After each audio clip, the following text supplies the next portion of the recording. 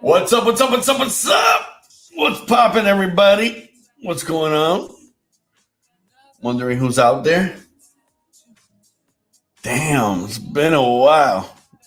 What's up? What's up? What's up? What's up? And there's what's poppin', everybody? I was wondering where that was. Let me see. Let me take that down. All right. Nothing like a fuck up right from the start. That's what I love. What's happening, people? What's going on? It is Monday, and it is also my first day off. Fuck yeah! I fucking survived. I survived a full spring break and then some. And here I am. I just actually have rebuilt the studio in one fucking day. The only thing that's missing is the DJ setup to make it run. I just got to run the cables, but everything else is set to go. I'll probably be showing that in a little bit for all my friends. So who's out there? Let me know. I want to know who's out there. Who's watching? By the way, you can watch this on YouTube and you can watch it on Facebook. It's live and direct, and then it'll stay on for life on YouTube. So that's how it works. So let me see.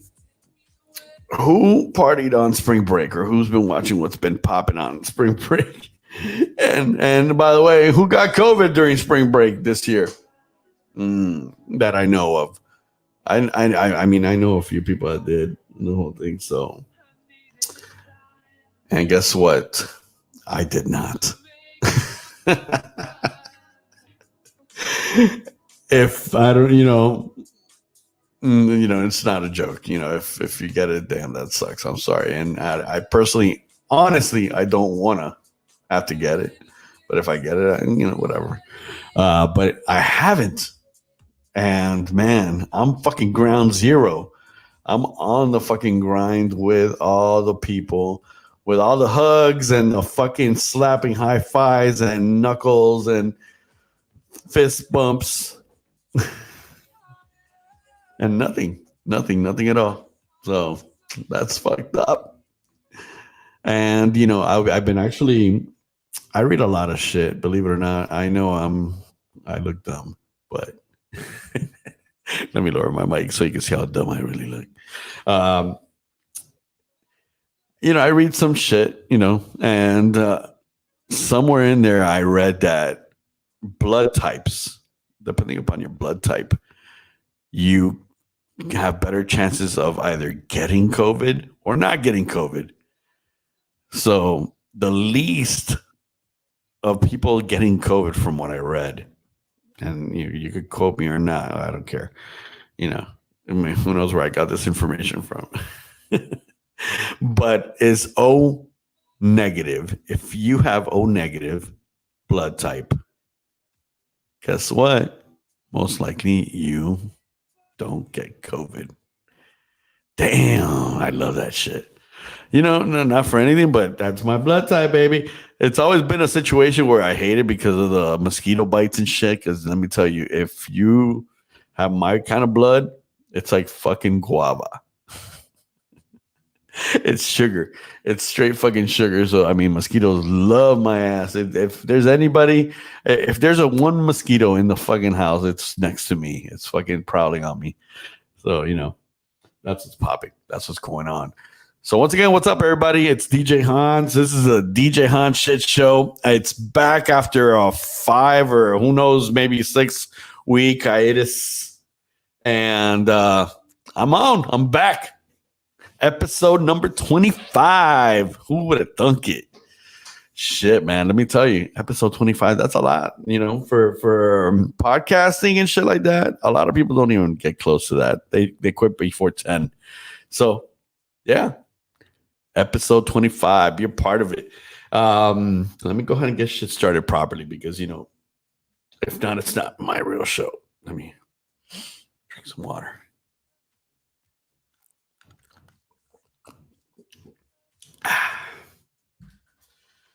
Yes, and later on there will be cafecito. All right, so let's do shit right. Here we go. DJ Hans. Ladies and gentlemen, episode number 25. It's the DJ Hans Shit Show. Bam. Talk about getting it on the point. That's right. Back from spring break. Fucking craziness. Lots of fun. Lots of work. Lots of no sleep. Lots of having the same breakfast every day. I've had so many fucking bagels with salmon and cream cheese. I love the lox. Yeah. Oh, fuck yeah. I'm a creature of habit, so you give me something good and it's on the menu, I might order that shit every single day. I mean, it's been one of those. If you've seen the movie, and I forgot who the main actor was. I forgot his name, but Groundhog Day. If you know that movie, that everything repeats itself. The next day, the guy can't get over the fact that the next day it's all over the same shit. He wakes up, the first song he hears is fucking Cher and whatever his name was, Sonny and Cher. I got you, babe. And the same fucking day comes back in and it's Groundhog Day and the fucking groundhog comes out, sees his shadow, whatever the fuck. All that. What's poppin', Michael? Mikey. Oh, yeah, Mikey. What's up, my bro?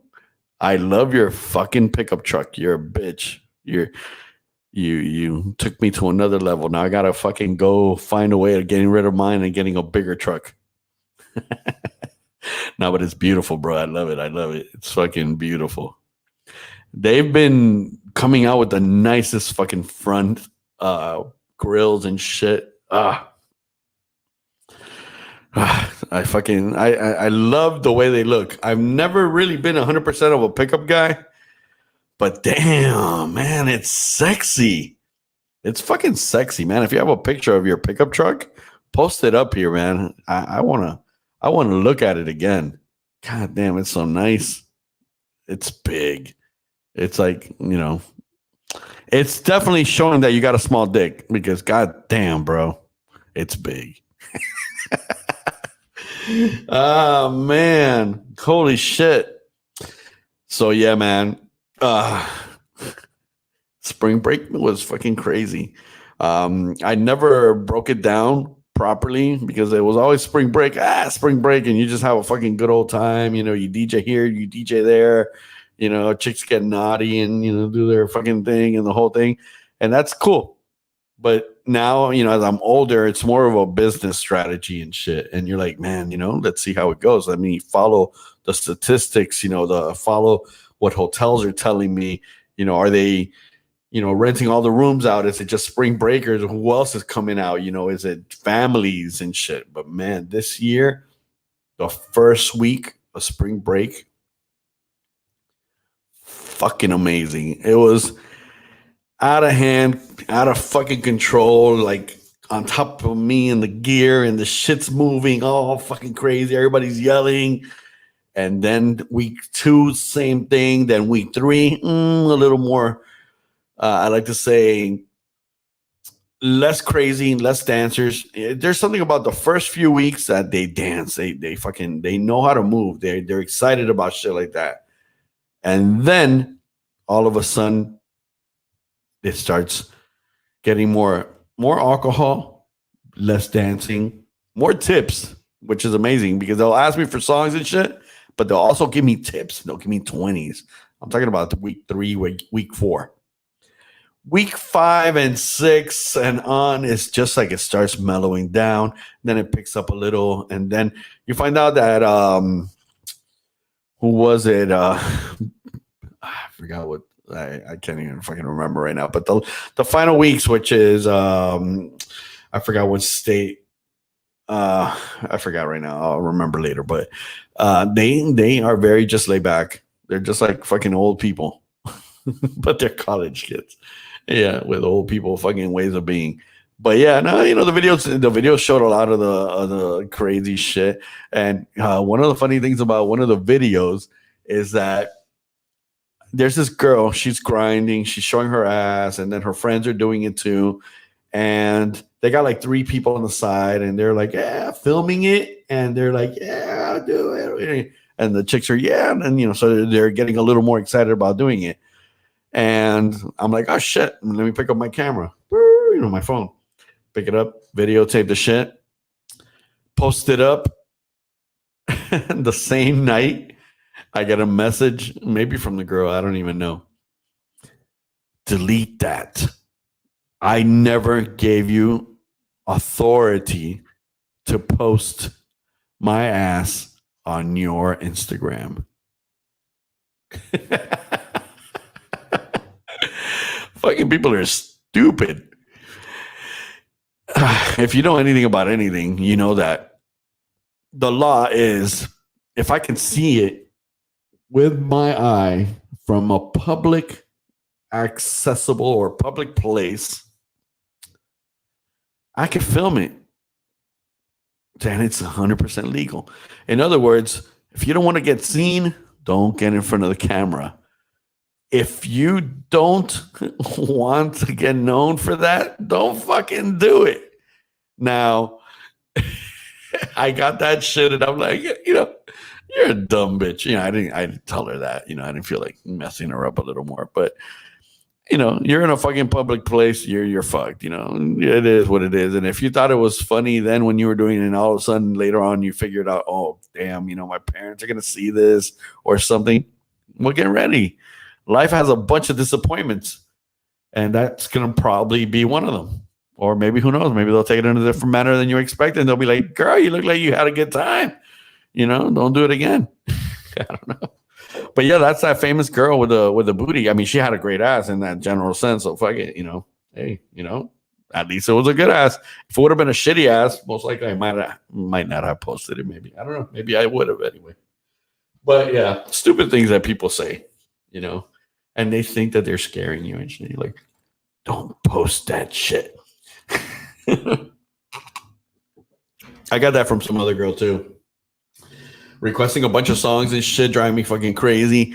And then later on, I put up the camera, so she starts dancing in front of me. And she goes, "Oh, let me see it." So when I show it to her, she deletes it from my phone. Like, she clicks delete, and I go, "Oh, you deleted it. Why did you delete it?" She goes, "Ha ha ha." And I look back at her, and I'm like, "Yeah, it's still in my deleted folder, dumbass." I love that. That made me feel good. I still deleted it because, I don't want some bitch that doesn't want me to post her shit, like that. It's like, I don't know, whatever. It wasn't a big deal, and the video wasn't even all that great. So I did her the favor.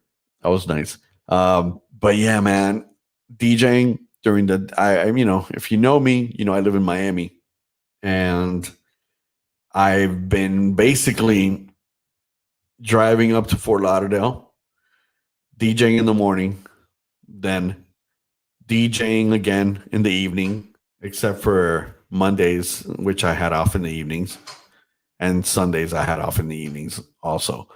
But beyond that, every other day, the other 5 days of the 7-day week, I was doing doubles. So I ended up having to rent a room in Fort Lauderdale, and so I could maybe get like 2 hours of sleep between gigs, grab a meal, and then, once the night is over, get my regular sleep and be back at that same fucking grind the next day. It was cool. And then it starts getting to you. You start fucking like that feeling, like I said, that Groundhog Day feeling and shit. It's like, man, I gotta fucking get up again. Find whatever the fuck I'm gonna wear. All the clothing. I already knew what the fuck I took like 100 black t-shirts and 3 of the same exact looking shorts, 1 pair of sneakers. I was like trying to just fucking keep it uniform, so I could just be there, get there in, like set that shit up, have my fucking bagel locks with my coffee, start DJing, pack it up, leave, sleep, go back, do it again. And man, let me tell you, it was like I said, it was cool. Didn't have time to pick up new music. It was like basically there was no time for shit. Just time to do your fucking job and go. And like, Like you saw, if you saw the videos and a bunch of them that I posted, yeah, it was fucking crazy. A lot of fucking people. And the greatest thing about the whole thing is that the place where I go DJ at, they said they did exactly what happened during COVID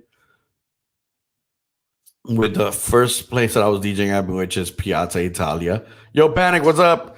And Piazza Italia, they said, fuck it. What can we do to stay alive? And they went ahead and opened up during pandemic. During the times when nobody could, was thinking about opening, that they said, hey, we're going to start letting restaurants, have, maybe just 25%. The first thing they told me is, Hans, I don't give a fuck if there's 10 people here. I want you to be DJing. Well, guess what? People appreciate shit like that. People, they started jumping on the fact that we were it. And the only thing that we were getting was assholes from the news and the media trying to fuck us up, trying to tear us down. Like, oh, look at these guys with the, filling up places, and, the COVID's going to fucking get them all. They're all going to die. And thanks to them, this world is going to end because they want to fucking party.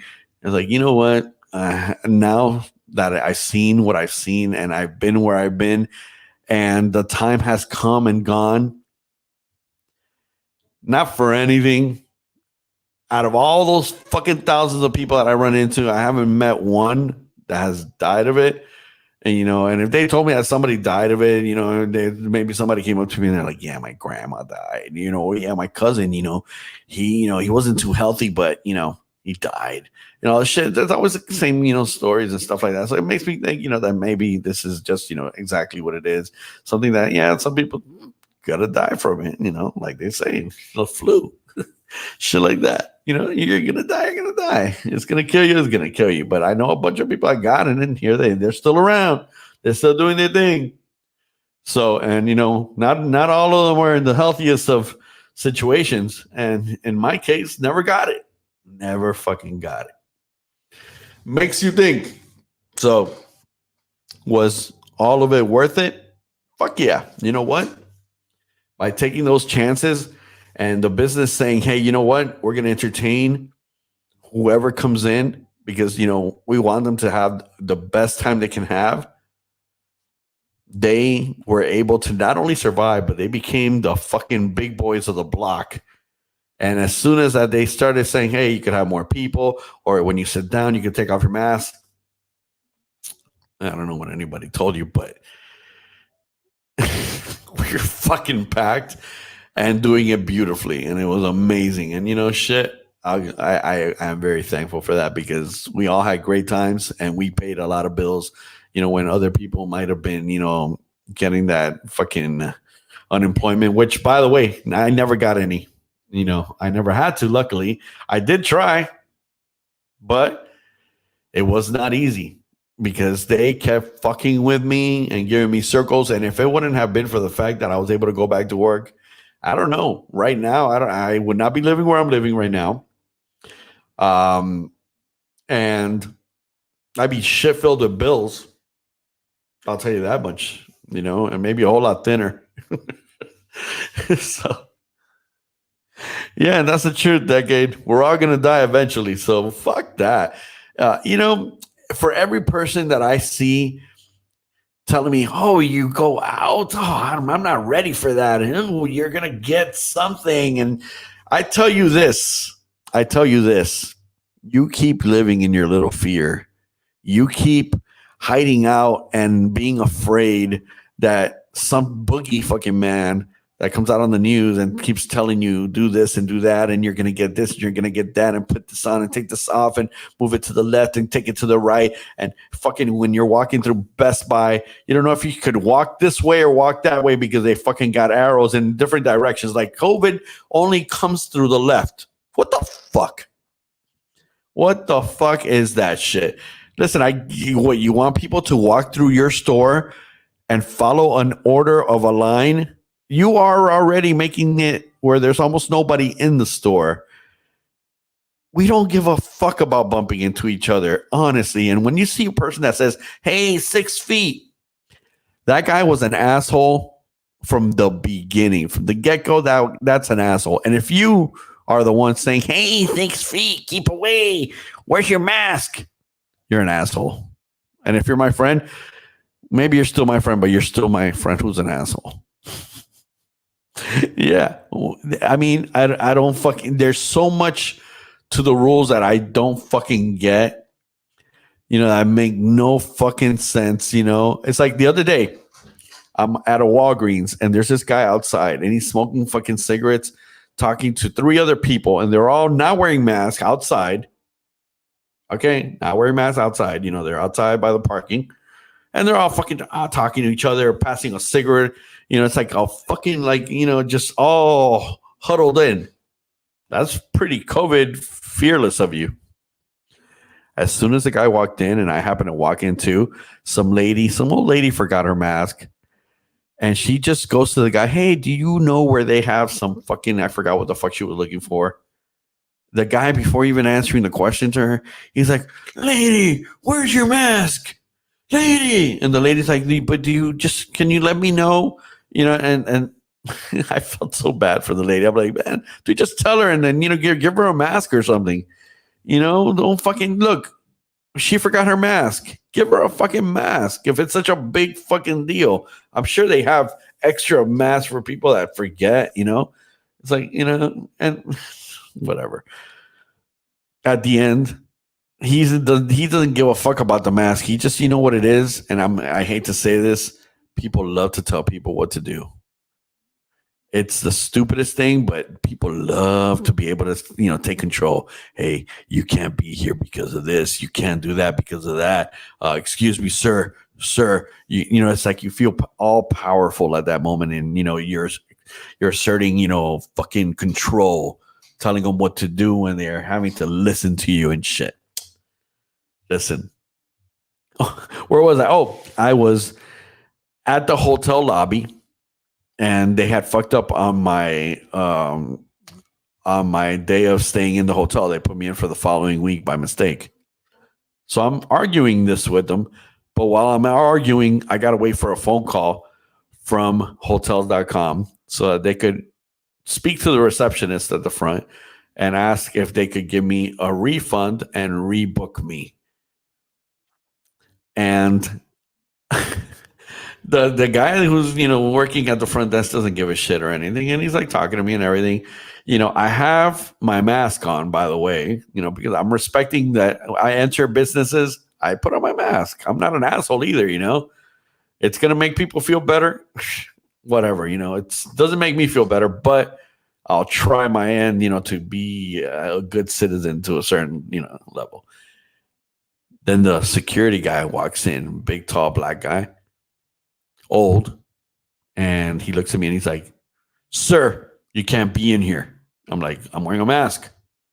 He's like, yeah, but you're just waiting. I'm like, okay, I'm lost. What the fuck does that mean? That because I am waiting, I cannot be in the lobby. I have to go outside and wait.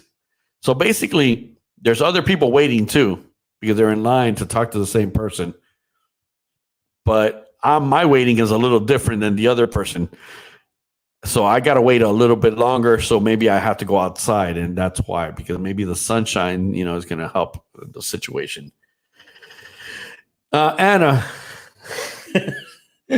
I fucking detest the mask. I think that they are the dumbest fucking thing. I mean, look, for some things, they're great. I will say this much. If you ever felt that you might have had a little bit of bad breath or you ate something you shouldn't have eaten and it's, you're feeling that it's coming up. Dude, nobody's going to smell it from you. You got that mask on. You're covered. You're doing everybody a favor. That's fucking awesome. Another thing is it sure makes it easier to look at, people and say, hey, you might be good looking, because a lot of the ugly comes from the bottom, from the nose down. Sorry. So, you look at people and you're like, man, that person might be attractive or not. Like, maybe, most likely, they look pretty good so far. And then later on, you find out, shit, don't take off that fucking mask, man. It's like dating must suck because you're like, man, I wonder, if that person is ugly from nose down, they're going to cover themselves. They're never taking off that mask. This is their time to fucking shine. They'll be everywhere. They'll be on their fucking whatever apps and shit for dating, and they'll put on the mask, and you'll see that they'll probably have a bunch of cool masks, with a bunch of details and shit because, man, right now, they're winning. Because by the time it's, you're going to say, hey, COVID, okay, but hey, I would like to kiss you or something, or you already blew me. So whatever. Somebody's got to take off the mask. So, but yeah, the mask fucking sucks. It's annoying as hell, but whatever. I'm starting to get a little bit better about it. And if you hear me, I am very, from all my bad cook days, my nose gets very stuffed up very easily. So it's one of those things where my sinuses kick in real quickly and I could barely breathe out of my nose. So it's like I always have that nasally sound, which is, it sucks, whatever, but it is what it is. So imagine putting on a mask on top of that. It makes it horrendous. It's fucking hard to breathe in the whole thing. It sucks. It sucks balls. So yeah, I'm listen, if it was up to me, I'd let go of all that shit. Look who just fucking jumped in. Salvo Oriente. Hello. Man, so let's jump into another subject. So for a while, if you know, I have a chef. And, he's fucking amazing. The guy cooks like fucking no other. The guy loves to cook. He's that guy that loves to fucking cook.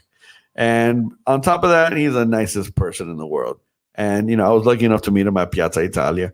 And he's been cooking for me.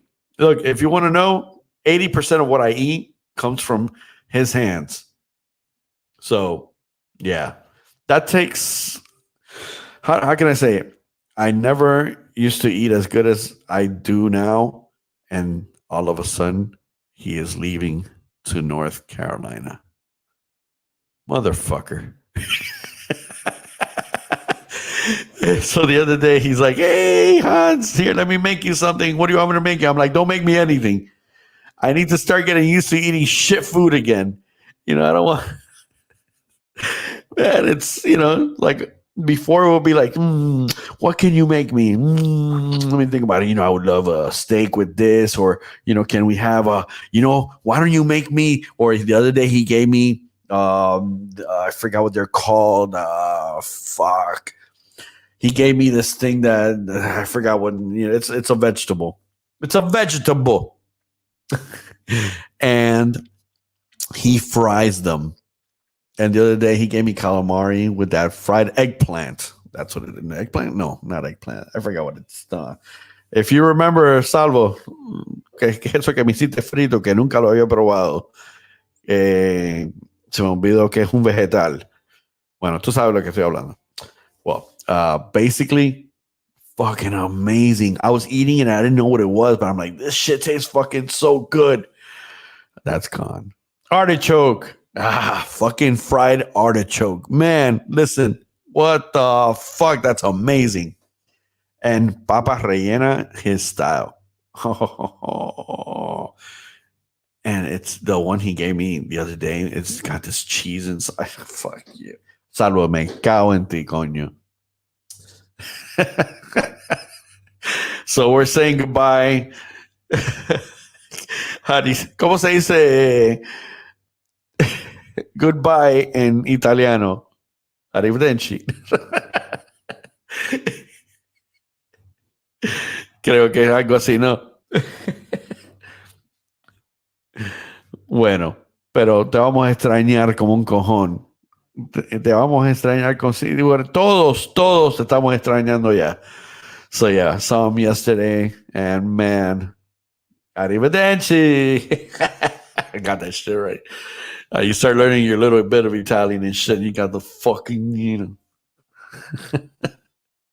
but yeah, man. So I like to give a major farewell. I can't even speak. I like to give a major farewell to my brother, which I'm going to be visiting you in North Carolina. What is it? Riley, whatever. Yeah, it's there. It's cool. My wife is gonna miss you too. I know, and so is Frankie. So is Decade. God damn it. So yeah, that's what's happening. It's not gonna be the same without you, brother. Como te digo, hermanito. El único hombre que me puede hablar de pene y estamos los dos que diciendo, bueno, ¿qué tipo de pene? Ah. So yeah, it's gonna be it's very painful right now. But yeah. So yeah, basically going back to the story of the whole COVID thing, Piazza did it. They jumped on the bandwagon of, not even they started the bandwagon. I'm gonna call it Las Olas. If you know where to party during, this pandemic and this COVID shit, anybody will tell you, even from Miami, they'll be like, man, the place to go is Las Olas. You know why? Because they said, fuck you. They took their fines, they took the media hype and the bullshit, and they kept at it. They kept at it. And they made Miami look like shit because not for anything, Miami, I'm sorry. I live in Miami, but I never met a city who's gotten their shit so fucking backwards.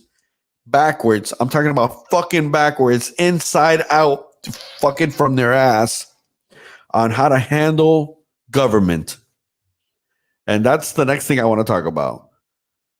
Oh, yeah, George, you never got to even try the food. That's another man right there that's going to miss you. But yeah, so government Miami style. What the fuck happened? I'm talking about how can you not handle spring break? How can you not handle the pandemic? How can you make it that your city is closed and yet Fort Lauderdale has less COVID cases and yet we're fucking open late and we're having fun times and people are walking down the streets having fun in the sun, not wearing a mask throughout the whole city, and you guys fuck it up. Makes me sad to say that I love Miami. I grew up in Miami all of my life except for maybe a few years, and it sucks to see it get taken out like that. And it didn't start yesterday. It's been going on for so many fucking years. The tourism, the fact that Miami Beach, a beautiful area that we used to all go to, because if you're my age now, which I'm 48, and you were in your 20s and under, you would hang out all throughout South Beach, all the way to Marco Polo. If you remember Marco Polo, Waikiki, then you end up Fontainebleau, Delano, fucking all these places, that later on started coming up, and then South Beach then became the shit again. And, even, down to, Key Biscayne, all that. That was ours. Honestly, Miami Beach, I give a fuck about. I will only go to Miami Beach to kind of remember that I live in South Florida and that, yeah, we have pretty beaches, but they're so useless. Everything's so fucking expensive. It's touristy as fuck. And not only that, but when there's a time for enjoying the pleasures of it, it gets overrun by idiots. Like I don't understand what the cops, are doing, because either they're looking the other way for some shit and then overdoing it on the other. It's like, come on, man, what the fuck is really going on here? It's like, you don't have to end the party. You just have to know how to fucking control it. You find the worst of the worst, you take those out, and everybody else starts to follow along. But if you try to run after everybody, you're not going to catch shit. You're not going to figure it out. So it's like, do your job properly, get the main guys. If you got some fucking guy peeling out, doing circles and shit, make a fucking idiot of him. Give him the fucking biggest tickets, show it on the news, make them look stupid so that no other people do it. And then, another thing that I see it in Miami and Fort Lauderdale, I'll blame both. It's like the motorcycles and the black kids, and it used to be Martin Luther King only. Now I see it all the fucking time. What is up with that? That's dangerous. It's stupid. And it's kind of like telling you, go fuck yourself. Your rules don't matter. And then, cutting across the whole fucking US one and all this shit, making all that crazy noise. Listen, I cut that shit off completely. It's not a race thing. If it is, if it's only them doing it, that's on them. Maybe you should grab a bunch of white people and stuff like that to join you in your BMX and motorcycles and all that shit, and do that, and then it won't be about race, or something, or just don't only do it on Martin Luther King Day, I guess, which is what I guess you're doing now. But whatever, there's dumb shit that I'm seeing, and if you find something in my Cuban ass race, or Colombians, or Dominicans, or Venezuelans, or what else, Haitians, that they're doing some dumb shit that shouldn't be done, stop it, bro. Live comfortable, enjoy your city, and do things. You could have a great time without breaking laws, man. You don't have to do stupid shit. Yeah, it's very dangerous and stupid, and and listen, those if you're in South Beach and you're jumping on top of somebody's fucking car, come on, man. Somebody paid for that shit. Somebody's gonna have to fix that shit. Look, a friend of mine said something to me just the other day. He's got money, and let's look at the understanding of what I'm getting at. He's holding a drink above my DJ gear. Oh, I know everybody that's a DJ right now is going, whoa, fuck that. That doesn't happen to me. It happens to all of us. And, we catch it and we're like, hey, yo, get your drink off the fucking gear. I don't put my drink near my gear. Why the fuck do you get to put your drink near my gear? And he goes, oh, it makes you nervous? I'm like, yeah, it fucking makes me very fucking nervous. Of course. It's not a bitch move. It's a reality check. I already know what happens when the gear gets wet. He goes, buddy, I'll buy you another one. I go, yeah, but here's the problem. You go ahead, spill your drink on my gear right now. Okay. Shit stops working. Maybe flashes a couple of little sparks or not. And you tell me, hey, all right, where do I go to buy you your fucking gear?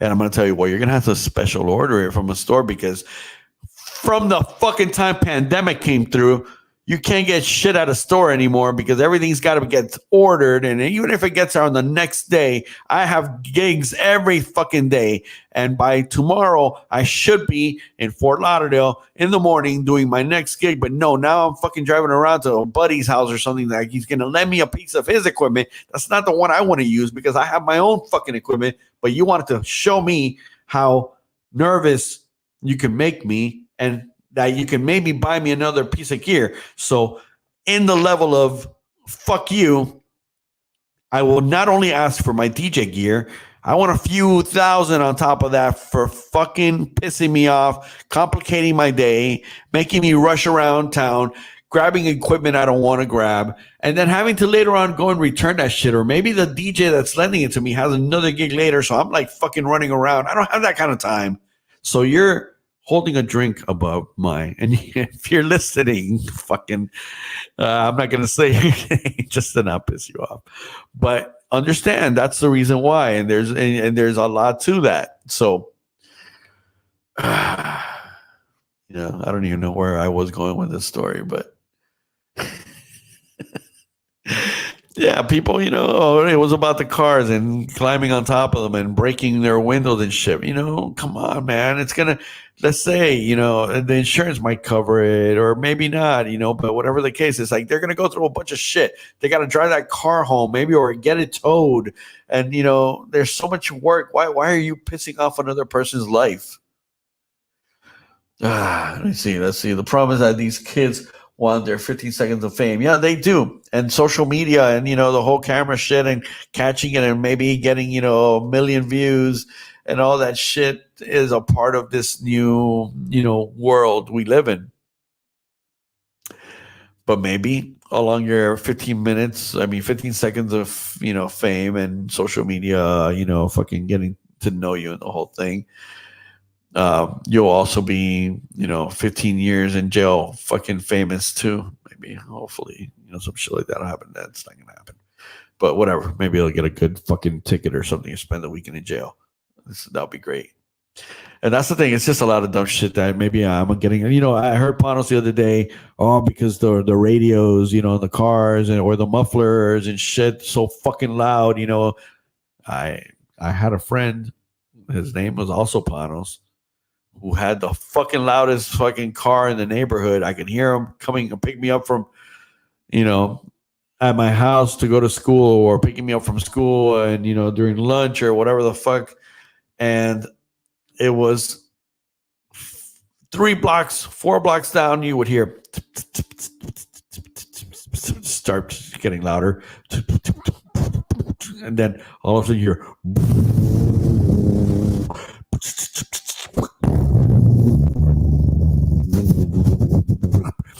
and if his fucking metal parts in the back were all loose, it was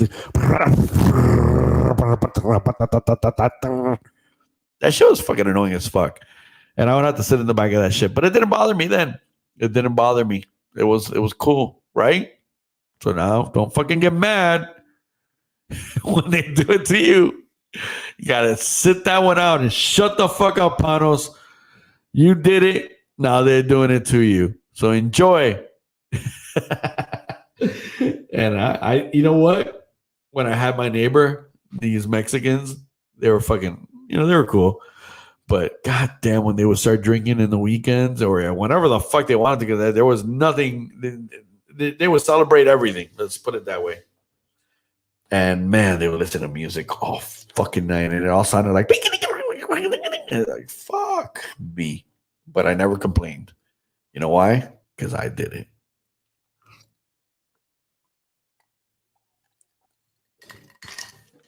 Can't have double standards. And that's the reality. So that's what's going on with that. Let me see. So what's up, party people? Walter, Pano, Salvo, George, all my great friends. I'm so glad we're all here. And if I'm missing somebody, if I'm missing anybody, let me know who you are. Let's do a roll call. Say what's up. So I know who you are. And if you're still here, whatever the case, I know I got 6 people. That's like crazy, man. Those numbers are high. One day, I swear to God, I'm going to be looking at this show. Rocco! Look at Rocco. Goddamn. Rocco's got that porn star name. Did your parents think of, were they watching pornos when they were, hey, let's name him after Rocco. That guy was a beast. That guy scared women. God damn, bro. If you know who I'm talking about, that guy scared women. Women wanted to sleep with that guy, but they were also afraid of him. Bro, the guy was mentally just fucking sick. He was special. And it's not that he had the biggest dick. He had a, decent, let's call it big, but, it was just he was aggressive. He would, if you wanted to get choked and beat the fuck out of, he would do that all at the same time. Women loved him. Back to yeah, sorry, Rocco. But hey, man, it's a fucking name, Rocco. Rocco. You want attention when your name is Rocco.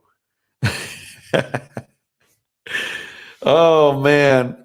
So let me see. Hold on. I'm gonna pick up my camera. This is for my friend Panos. Look at. Mira. Let's see if you can tell what that is. If the camera wants to fucking focus. Swear to God, bro. I hate to focus on this shit. Well, let's grab. A ver, tengo aquí. Can anybody tell me who is this? Who is this? And who is this?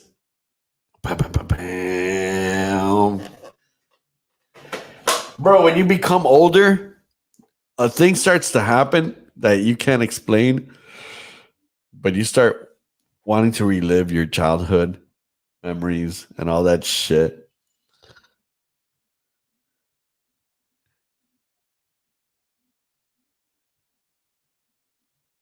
Get the fuck out. Same year? That's right, Walter. Speed Racer. I stuffed up like a motherfucker. Speed fucking Racer. Go, Speed Racer. Go. Man, let me tell you, the fucking mornings, Saturday mornings were fucking amazing. Stupid kids of today don't know shit. They don't know how to wait. They don't even understand that. They don't have a fucking clue that there was a time when you would wake up earlier than a motherfucker. You didn't have to wake up. It was Saturday. God damn. It was Saturday morning. You could be sleeping in fucking like DJ Noise his whole fucking life. Sleeping in. But you could let me see. En Venezuela le llamaban Meteoro y el carro Mac. Wait, I can't even read that shit. Mac 5. What the fuck? I'm not even gonna. Mach 5. Oh, you're talking about. Are you serious? Meteoro y el carro Mach 5. Get the fuck out. Man, that's what's funny about other countries. Like the Smurfs, they were called pitufos. What the fuck is wrong with people? Pitufo. It's like that don't sound like. Why can't it just have been Smurf? But whatever. Oh, that's crazy. Oh man. So Racer X. What was the story behind Racer X? If anybody knows, come on, Racer X. What was the story? If you know, you know. And if you don't know, you don't know. Come on. Let me see. Let's see if anybody knows about Racer X. It even says it in the beginning of every time, as soon as Racer X would come on, they would repeat the fucking same storyline. Like they had it recorded and they would say exactly who Racer X was as he's driving by. They'd be like, and Racer X. And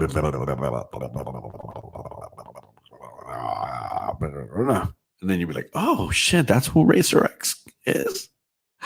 That's fucking crazy. I heard that a million fucking times by now. But listen, the stories were great. It was fucking amazing. Speed Racer was a fucking idiot. Whatever her name was an idiot too, and she was stupid. And then there's a fucking monkey and Speed Racer's little brother, or whatever he was, who would jump on the trunk of Speed Racer's car, which is so fucking dangerous. And they would figure out the crime. They would always find it. It's like almost like what do you call these guys? Scooby-Doo and the fucking whole crew. Nobody fucking figured shit out except for Scooby-Doo and Shaggy. Come on, that's crazy. So yeah, who the fuck is Racer X? Nobody knows. Sad. I don't have real friends. Oh, so then, man, what a great weekend. What a fucking amazing weekend. This Saturday, I wasn't even feeling good. But Saturday, we some of the celebrities that I got to see, during the whole spring break. It was this guy, the Juice, and the Worm. Oh yeah. So OJ, I met him. Didn't want to bother him. Didn't want to take pictures of him because he was there, grabbing onto his little blonde girls. Chim Chim. Yeah, that was the monkey. Chim was a monkey. That's right. Monkey. Yeah. So I was tripping out on fucking OJ, man. Because he's not as big as he used to be. Obviously, he's old as fuck, and I'm sure he's worn out from all the fucking craziness that his life has become.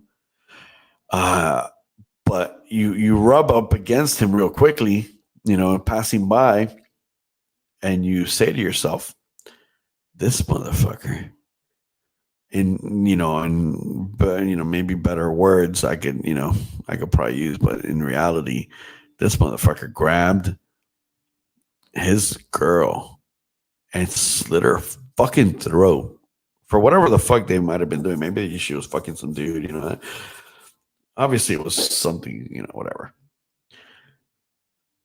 And then slit the other fucking dude's throat too. How the fuck do you do all that? How does that even happen? And, is he that good? Because, then you got to put it together. 2 people died. Am I right? It's been a long time since that situation, but you put that shit together, you're like, man, that's a struggle. And there was not a lot of struggle that came out of him, like evidence wise. And he had nothing on him. So could it have been somebody else? Could he have maybe hired somebody?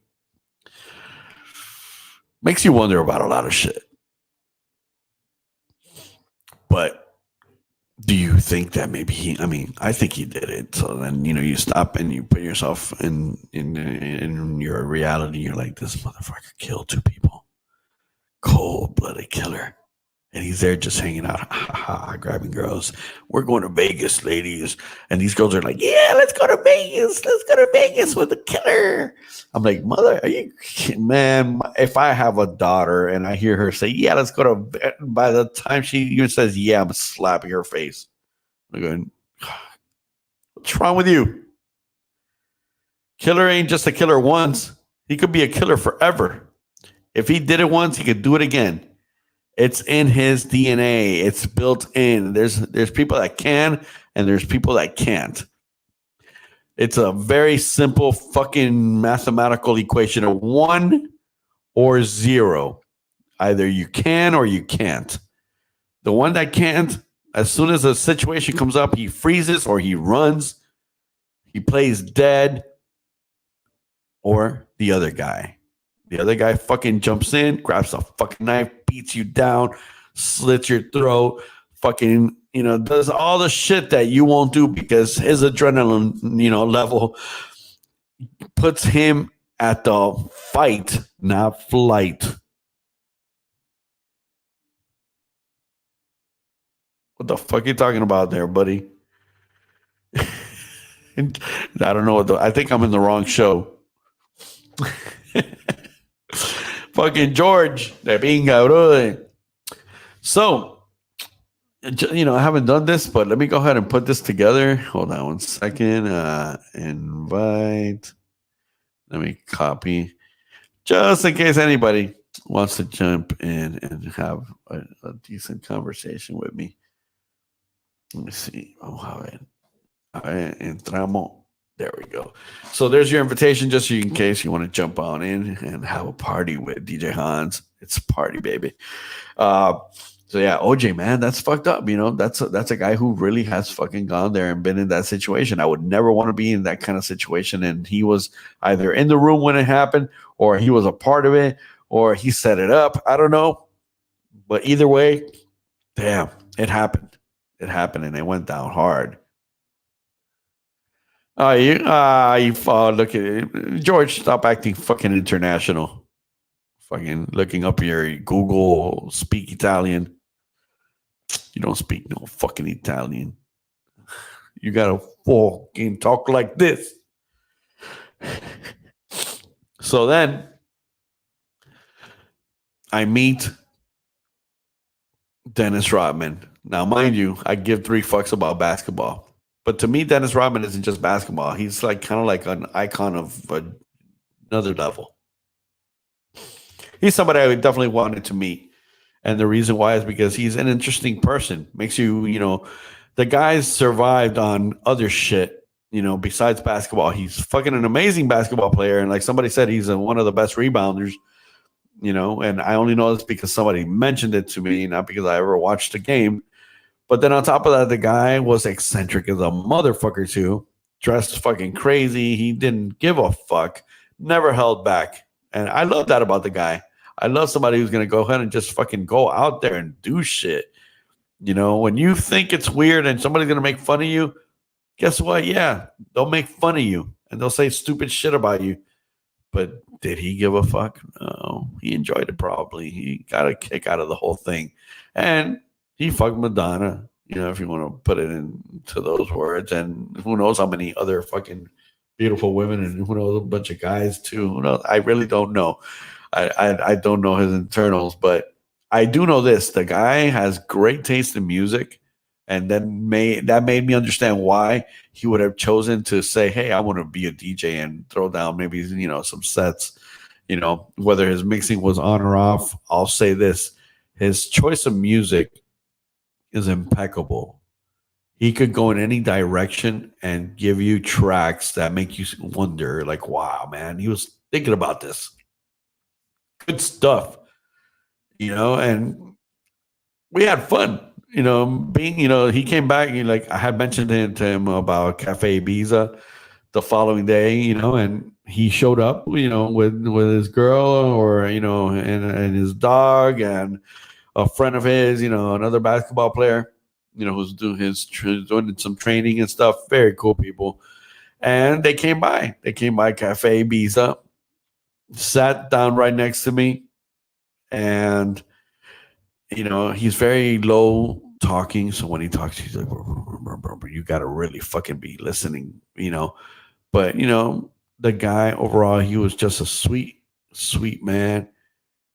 Talked about music, talked about, different levels of music and stuff like that. And, I found it that he's got a good insight in, to what he likes. He's open.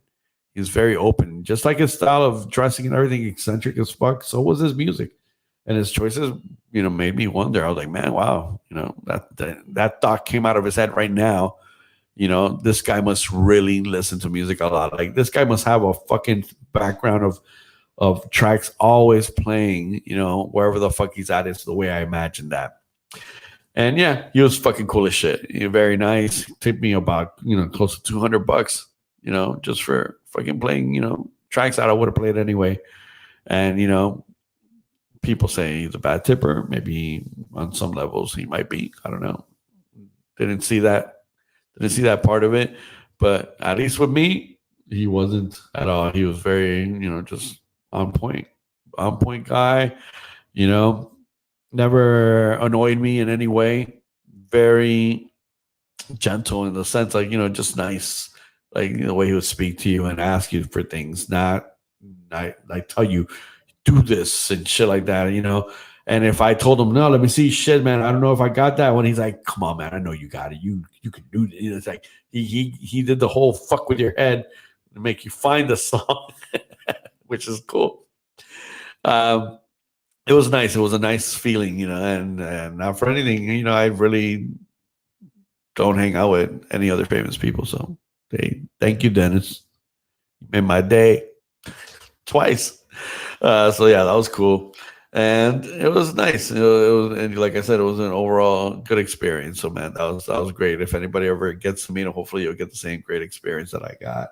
And that's what's popping. So that's basically how it's been throughout this whole fucking, I like to say 60 something days, 50. What is it? 52 days of nonstopness. It was a lot of shit. It was a lot of no sleep, a lot of repetitiveness, a lot of the same mixes. Oh shit, wait a second. ¿Quién es este? ¿Quién es este? Es un tipo feo. Déjame ver. ¡Ay, coño, su madre! Hey, welcome back, buddy. Wait, no, I can't hear you. Oh, hold on a minute. Nope. Fuck. Hold on. Let me see. Could it be? Maybe. No, it's probably me here. No, it's me. Oh, is it you? It's all me.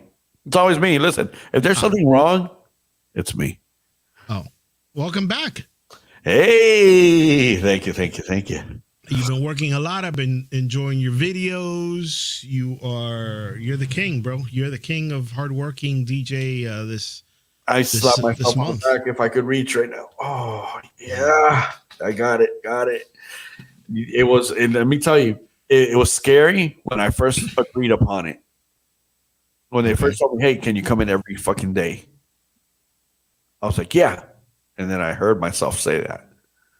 I'm like, "Every fucking day." And then I'm like, I still have to DJ at night. Right. And I just picked up a bunch of other gigs. So what the fuck did I just agree upon? I'm like, yeah, you know what? If anything becomes hard, I'll just say, hey, I can't. You know, I Right. can't Right. just say. And then one day I told him because I had to do that thing for Angelo, and I'm like, hey, I can't come in tomorrow. And that guy's eyes went like, Ah! and I'm like, wait, give me a second. I'm gonna try to figure something out. Hey, buddy. And fucking shit. No, I ended up, man, just doing that and then going to Angelo's after. And then, it's like, oh, damn, that day was the longest day of my life. But I hate to disappoint. I hate that. I hate when, making somebody feel like if, I know that I got a bunch of guys that I can send Right. and that will do a great job, but they're invested into what I did so much Right. that they're blind to anybody else. And yeah, they had their own other DJs they could have called many a times and never wanted anybody else but me. And man, I really appreciate the fact that they felt that confident with me. So yeah, and it worked out, man. Luckily, the numbers made the difference. And dude, I'll tell you this: I got really good at some mixes out of repetition.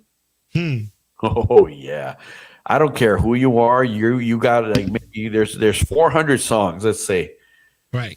and if you're doing it every day, you're gonna play those 400 songs a bunch of times, and You figured out a way to mix it up a little bit.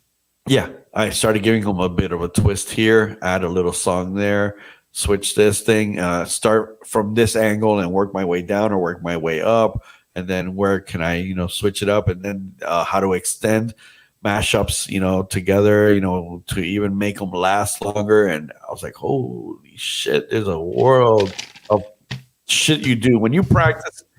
You honestly get good. Man, there's nothing better in the world than practice. And the funny thing is, I recorded some of those. Oh yeah, look at you! I wanna, yeah. If you could, our sponsor upload today. that, yeah. Well, I always have to have a drink in the. Oh, hold on. Too much. Here we go. Ooh, Today, I'm trying the Woodford Reserve Bourbon whiskey. Is it woody? Yeah, you know what? This one's it's kind of like it's very bourbony. It's very, I don't know, because I'm not an expert at this shit. It's sweet and it's nice. It's really nice, and it's I think it's like $40. Hey, not bad. $39. Not bad at all. So Shit. This is how I drink it. Ice. You know what? Lately, people come up to me and they're like, well, "Why do you drink it with ice? Ice takes the flavor away." And I'm like, actually, to me, You want to hear the pour? I would love to hear the pour. Oh, here we go. Ooh, somebody paid money for that. I know. Have you ever looked at the book of sound effects for movies? No. Okay, I never knew about this until one day. I don't know how the fuck it came up. Oh, I know how it came up. There's a song with Timberland that has that little baby sound in it. Okay. And I heard that, and I'm like, I want to know where the fuck he got that sound from. Like, who the fuck randomly throws in some fucking baby noise? Yeah, it's like within the track, and I was like, it sounded good, but it's like, okay, that was just a baby sample, thrown into a fucking, badass, beat. Right. So I looked it up, and then when I'm looking it up, I also got the information of how many times it's been used. Mm-hmm. And what was it? It's called Baby Cry, and here he is. Ladies and gentlemen. Oh boy. Wait, hold on, because my monitor wants to power off. What the fuck? Okay, here we go. No, but hey, what's up, Decade? What's up, Shaggy? How you doing, Shaggy? So back really quickly into this story. I look it up, and then there's Baby Cry, then there's Gunshot, then there's crowd 2, or whatever, Airplane. It's one company that sampled all these things, and they use them in every fucking movie. And if you ever start going through, like at the end of the movie, when they say, sound effects, whatever, you'll find out it's that company. And then if you go into the directory of the movie's actual copywritten sound effects and everything, it's the same ones used in 100,000 movies. You're like, you can't just fucking like record a new gunshot, and say no. It's the one they're gonna use. It's easier, and maybe there's some sort of fucking, mafia fucking, like, you're going to use only my sound effects, motherfucker. Motherfucker. That's good. And, Rigo, you know what we should do today? We should bring up Rigo and have him, pull down his pants so he can see his dick. Why would you want to do that? Because somebody needs to embarrass him one day. That's good. That sounds like a deal. Let's do dueling dicks. Yeah. Come on, Rigo. You know what they say? They always talk about, about their junk, right? Yeah. People, he's when it's time to literally, bro, he promotes it. Promotes the shit on the yellow pages. Yeah, dude, it's heavy. It's heavy, but what? Oh yeah, bro! Holy shit! Now, like I said, because you see, yeah. Oh yeah, I'll be back in a couple of minutes. All right, I'll be back. I'm gonna leave real quick and come back. Go for it. Reboot some stuff. He's gotta take a shit. Hey, Decade, I want my hard drive back. I think you have hard drive. No. I think you got the other one. You got the wrong. You gave me the wrong one. The empty one. No, I don't have. It's none of them were ever empty. But I think I got the wrong one, so I need the other one because the other one. You labeled the one I gave you. Labeled music. Yeah, I know. I fucked up. Why? What's on the one I gave you? The 2 hard drives, the backups. So what's on the one that I have now? The 2 backups. That's you have the one that I need. The one that has all my backups. The one that I have just has like a little bit of music. That's the one I copied from. I don't know, man. Well, I got to figure it out because if not, I got to do it all over again. Well, now I'm gonna look at this drive later or tomorrow. Look, if it says drive, if it has 2 main folders in the beginning, just like one says this hard drive and then the other one says that hard drive, then you got the important one. If not, it's the other one just has a bunch. The folders, like it's too many folders. It's random. That's the one I sent you. The one I gave you has the 2 folders. No, I didn't want to offend you, Rigo. By the way, I just wanted to embarrass you, not offend. The drive I gave you has the 2 folders, buddy. No, it didn't. Yes, it does. It doesn't have 2 folders. It has a bunch more. It has the Lacey and it has whatever one else is in that. Well, Conehead would, somebody called me Conehead one time. Yeah. I DJ'd some event and there were these 2 little girls. And they were like, "Hey, look, he looks like one of the Coneheads." You little bitch.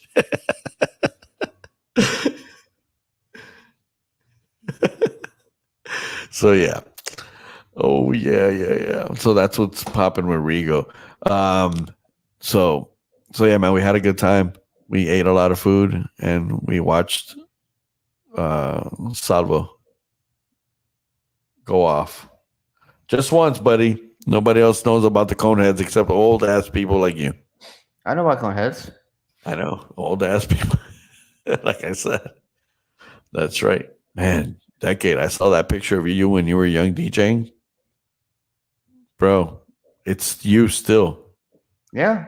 It just fucking you dude. If somebody never changed, it's you. You're not the only one on the first person that said that. I had a lot of people tell me that. Bro, the funny thing, you're like, you might be one of those fucking, what do you call that guy who ages backwards and fucking that movie with Brad Pitt, was it? Oh, you're talking about oh my God. Something like Pumpernickel or whatever. I forgot what it's called, but I know what you're talking about. Yeah, I know what you're talking about. Shit, man, I need some Cuban coffee. I need my Cuban coffee. Slow down a bit, please. So what have you been talking about this whole time? Well, what? No, we were just talking about everything. Nothing in particular. Oh, okay. Man, I'm so stuffed up. You sound it. I know, it's terrible, and it started happening. Aliens, yes, illegal ones. So, in decade, did you get your passport? No. God damn, that sucks, man. I got to call. I had to call tomorrow to the Miami office to see if so that's where I went last time. I got it right away and walked right out with it. So same day. Mm-hmm. Damn. Let me know about that. I got to call tomorrow and see if they're even taking appointments. Shit, man. Because on the website it says no, but I'm gonna call anyway to see. That's like my driver's license. I need to change my address. Motherfuckers. Every time I go into the website, all the dates are red. Yep. And it's bullshit. They're not. Nobody is fucking going to this place. I know because I drive by it and shit, and I see there's never a line. So it's like, well, that's a lie. Yeah, I know. That fucking just drives me fucking crazy, man. Come up here and get it done. There's places up here to get the driver's license done. I got a wedding that I'm supposed to be DJing up in Canada. Really? Yeah. I'm still waiting for the final information, but yeah. It was from one of my lives. When I was DJing live, they heard me and they're like, man, we really like the way you play. We want you to DJ in Canada. You hardly went live. When did you go live much? No, I'm talking about before even the pandemic. Oh, okay. Go live all the fucking time. Look, George has got a passport, but George doesn't like to DJ anywhere anymore. Yeah, I know. He only wants to play what he wants to play. Yeah. He didn't want to DJ the other day, right? No. He said no? Yep. I don't want to DJ for Hans. I'm afraid. No, he didn't say that. He says he doesn't want to play that shit music. What shit music? You're going to play whatever the fuck you want. Nobody tells you what to play there. Do you get? Oh, yeah, they do ask for Pitbull and Bad Bunny. He didn't want to play it because he said he's not current with the new hip hop. He doesn't want to play that stuff.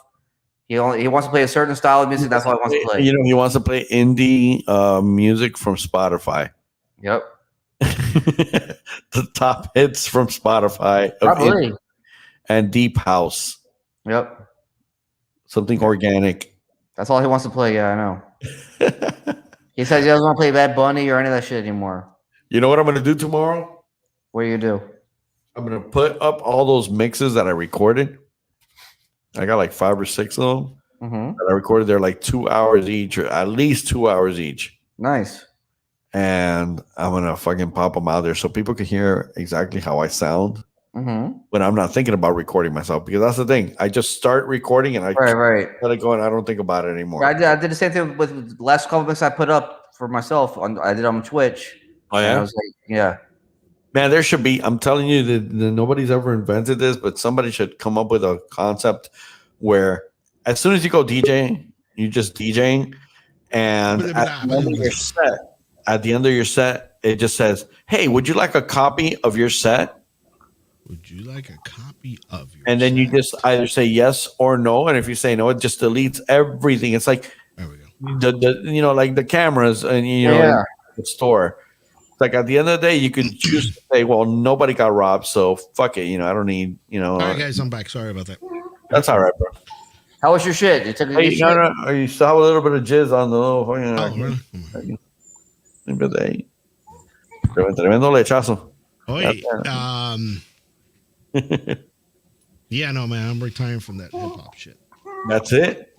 It's really only the hip hop stuff that I'm not into anymore. So you should name yourself DJ Spotify 360. Yeah, that's it works. In the house, bro, your dog, bro, calm it down. He's hyper now. You're back. He gets hyper now this time. I don't know why. It's those wiry hair dogs. They're wiry in many ways. You know what you said? I think a while back ago, Hans. You said that you do it for the passion and not for the money. You still believe in that? I say it's a little bit of both now. Oh, it's a little bit of both. Things changed. Okay. Of course, bills do come in. Right. No, but, it was always passion when I still had my regular day job. It was 100% passion. It was really just passion. The price was just to make a number because you got to price yourself. Right. But in all reality, your logo's blocking my name there. yeah, The agent said. Yeah. Oh, he said to take it off. Okay, sorry, bro. No. Like switch it around. That way we can still see it. Right there. No. We want to see the logo, but switch me over. We're sponsored by Shine Armor. Oh, you got a new one. Yeah. Did Permit Solutions send you the bill already, or I mean, did they pay or what? They haven't paid. Actually, they don't get an ad. I mentioned it to them. I'm like, listen, guys, there's going to be a day when you're going to have to pay your bill, just like SunPass. We can talk about it. We can talk about Permit Solutions. We can. But we can't advertise them until they pay the bill. Plus, we could talk bad about it. We could say, if you're going to go get your sign at Permit Solution, you could get a 20% discount for months. Use coupon code. And then just give us that money so we can help the business of Shisha. So anyway, how you were saying that you didn't have so now you're doing mixed. So you're doing half for money, half for your passion. Yeah, well, here's the thing. Here's the one thing that hasn't changed. I don't want to do what I don't want to do. Okay, so that's exactly how I feel right now. No, you're right. Nobody should do. Listen, if you could follow your style and say, I don't want anything that's going to make me feel like not DJing. That's it. That's the reality. There's music that I will not play, or people that I will not play to. And there's no changing that. It's like right. Like all of the years that I've played, I never played country music, so I won't do a country. Either. I won't do a country music party. I've played. I'm going to go overboard. I've played maybe 20 in your whole life. 20 bachata tracks in my whole DJ career. I refuse to play it. Now I don't play it at all. I actually deleted all bachata tracks. You know what's funny? I could enjoy a good bachata. It's good. It sounds good, but it all sounds the same to me. Of course. So, I kept one Prince Royce song. I figured I can just play it and repeat. Right. They won't know the difference. I'll just change the pitch. Or you could just sample when he goes, Royce. Right. Just put it to any other song and that's it. That's terrible. So that's it. Hey, what do you guys? Could we talk about some of the police shootings and shit going on? Let's do it. I'm down. Let's take a vote. Let's take a vote of how we feel. First, the two fat girls fighting with a knife. Okay. Justified or not justified? 100% justified. I agree with you. What do you think? I agree with you with an asterisk. But go ahead, Deke. What do you think? I don't really know I saw the video of it, but I really don't know much about the whole situation. Okay, so shut up then. Damn. Wait. Stop getting pissed off. I can see it in his face already. That's it. You see what? He jumped right the fuck off. Are you kidding me? Oh, man. I'm going to get on the rerun now. Wait, hold on. Look. I see. Oh, and there he went. Here we go. He had a little Come spot. on, Deke. Get the fuck back in here, bro. You're way too sensitive. Yeah, well, Look at that. Boom. Done. Unbelievable. Okay, wait. The link is always there. I never go and leaves, man. God damn these. What is this? Hold on. Let me put the link back on so Walter could, give us his 2 cents. Let me get him back on. No, you're gonna have to kiss too much ass. It's the only way he likes to come back. He wants to feel special. He probably had a show to do anyway. That's 10:30, bro. Dude, you know who calls me every morning around 8? Who? Decade. Man, what do you say? What's up, buddy? It's 8 o'clock in the morning. Like, yeah, I know, but I saw that you were up on your Facebook and it showed that you were moving. Like, it's like I check my stock, and my, what is it? My credit score. Shit like that in the morning while I'm taking a shit. I don't want to talk to you. Unbelievable. Come on, Decade. Are you Come kidding on me? back. Come on back.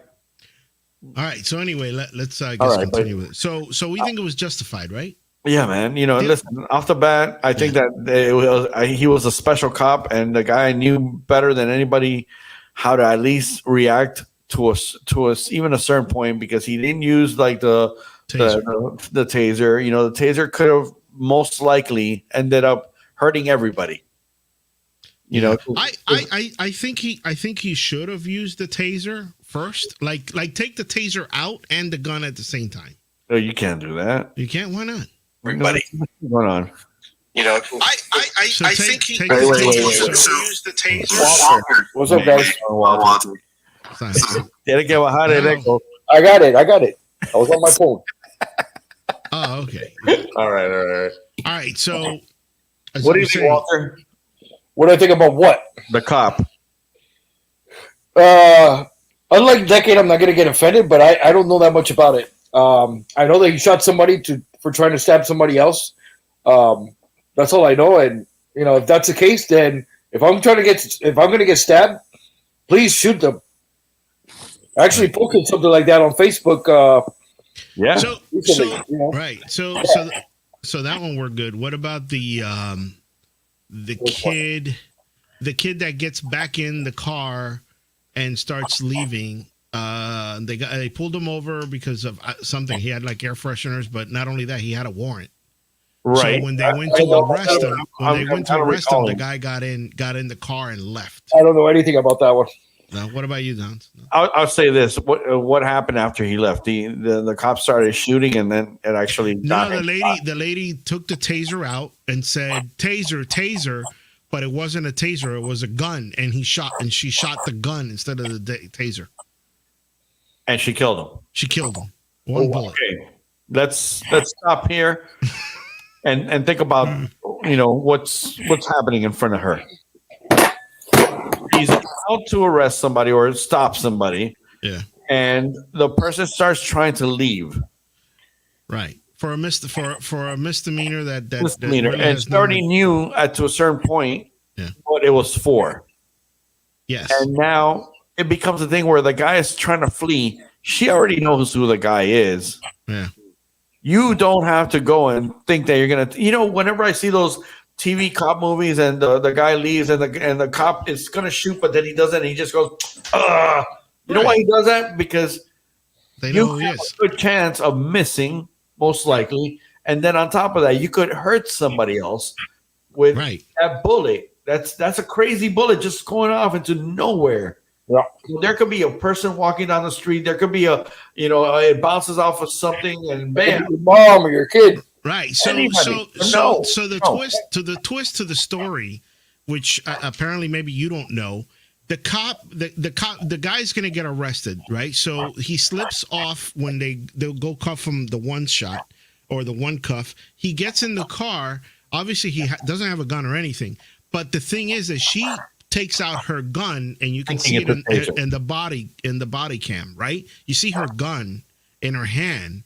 And she goes, taser, 3 times. But she wasn't holding a taser. She was holding her gun. That means you shouldn't have too many fucking things going on when you're. So she made a mistake. She made a mistake. It was a mistake. Yeah. Now, this falls under, I like to say, not the cop, not the kid. It's a sad situation that goes against the government. Right. And I'm going to tell you why. She would have known the difference between a gun and a taser if they would give them adequate practice. But dude, she's 26 years in the force. She was head of the police union. She wasn't a rookie. She should know that if she's holding a gun in front of her face, she should know that the gun is heavier, that you hold it differently, and it's also yellow. Listen, you can't make a mistake between the two. I get your point, but I'm going to answer you like this. Okay. There's a time when you'll be sitting in your car, and you've been hitting the brake and the and the accelerator a million times, and you know where they are without even looking. And somebody will slap a wrong situation in front of you, or you'll hear a horn. A cop is a truck. In a minute, and you hit the wrong pedal. But dude, first thing, as you know, and I'm going to change this. We're going to go to continue to another topic. But the gun, you have to unholster the flap from your gun. So that's step number one. Number two is that it's heavier. It's on your right hand side, so you're literally lifting it up. It's heavy. Oh, wait. It's not like it's a moment of, oh my God, you have to do this right away because you're being fired at. Was she black? No, she was white. She was white, and the kid was black. Yes. Okay, and that's what I was going to get at. Now I'm going to explain to you what I think could have happened. I think she made a mistake. Okay, maybe. But you just gave her 20-something years in the force. Yeah. She should know better. You said all the reasons why she would know better. Right. And then you stop and you go, what if? Okay, this is, me putting conspiracy and evil thoughts into That's why I brought it up. Now, she could have said, oh, this black kid, I'm going to shoot him. But wait, I got to say taser, taser, taser. Right. And that's going to save me from fucking getting, fucking murder charge. It's going to become third degree, or what do you call it? Manslaughter, Right. And well, she resigned. She resigned. And she was like, and I want to get the fuck out of this job. I'm so tired. It's something years. But not by killing somebody. So what can I do to kind of make it all perfect? 3 things that I could get away with. I agree. I don't know. I just think that it's a quick thought, taser, taser, taser. It's like, obviously she wanted a taser, but maybe she didn't want to use a taser. She was like, taser, taser, taser. It's like, it's almost like Beetlejuice, Beetlejuice, Beetlejuice. Maybe it'll turn into a taser if you say it 3 times. Unbelievable. So, yeah. It comes to a point where those, because my brother's a cop, they do that by instinct. Just like we DJ by instinct. We can DJ with our eyes closed because we've been doing it for so long. When you're playing the gun, you don't have that 1, 2, 3 step. It's just like boom. It's a reaction. It is, and it gets to be a reaction after so many years. Right, and that goes into the next story, which is exactly what happened. Okay. So the other story is that the cops get called for a fight that's going on and a suspected shot. That somebody shot somebody. He doesn't know, so he goes down the alley. He sees a kid running, and first it's a kid. We don't know his age or anything yet, but he goes and says, put your hands up or I can see him. Right. So what the kid does is he goes into a fence, like a wooded fence. And as he's going to turn around, he gets the gun that he had in his pocket and throws it behind the wood fencing. So we don't see that. We see a part of the gun, which is a black gun, but the cop shot him because he didn't see the gun. Right. So here's the story. So the kid, there's two ways to this. The kid, let's say the positive stuff. The kid grabbed the gun. He got afraid, threw the gun to the floor, which the cop was saying, throw the gun on the floor or, put your hands up, throw whatever you have away or whatever. He flips around and the cop shoots. Now we know that he's 13 years old. And was that justified? Okay, I will say in this end, it goes down to the sorry, shit happens, and you can't control certain outcomes, and there was no wrong in either. They both sadly had a tough day. It could have gone either way. It could have been a tough day for the cop, or it could have been a tough day for the kid, and it ended up being for both because now the cop is going to suffer no matter what. He's not going to want to even do his job after that, probably. Right. Second, I think that it's and I feel the same way you do. Because I think the cop went automatically to give CPR and everything to the kid. He didn't want a kid dead. No, listen, I'm sorry. There's not that many evil people like that. Honestly, I think that in most cases, if you give a cop a chance, And whether he's an asshole cop or not, he doesn't really want to kill somebody, especially not a kid. It's gonna fuck his life up. Right. So, I mean, with all this said, I was gonna include another one, but I figured let's wrap it up. The reason why I brought all of this up is because I think what they need to do in the media is to start educating people that the laws protect police officers. Okay, and the reason is because they don't know what you know. They don't know if you have a gun or if you don't have a gun, if you're going to comply, if you're not going to comply. So if they say, put your hands up, put them up. Exactly. Yeah. First of all, what was a 13-year-old kid doing with a gun anyway? Hey, stop reading. Okay. So, right. So what we found out is that, and I think in wherever they are, Minnesota, Chicago, wherever it is,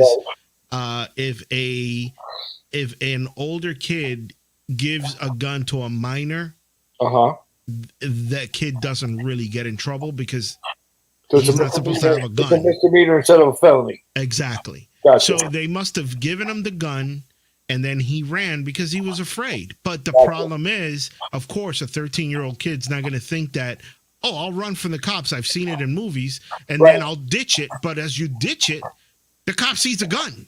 Yeah. So what's going to happen? The guy's going to go shoot. It's common sense. Yeah, the gun doesn't have to be facing. So back to what I was saying to finish up the topic. I think what they should do, the media and everyone, they should just start, giving explanations on what to do.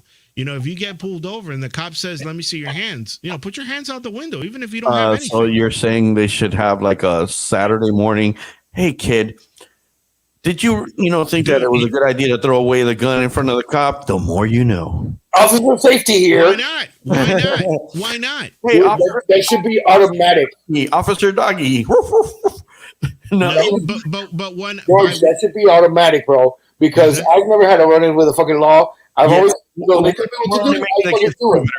Okay, you know that, but apparently there's a lot of people that are not educated. No, they know that. The problem is that they don't give a fuck, and they try to fucking, put their balls up and say, "I'm not doing what the fuck you tell me, officer."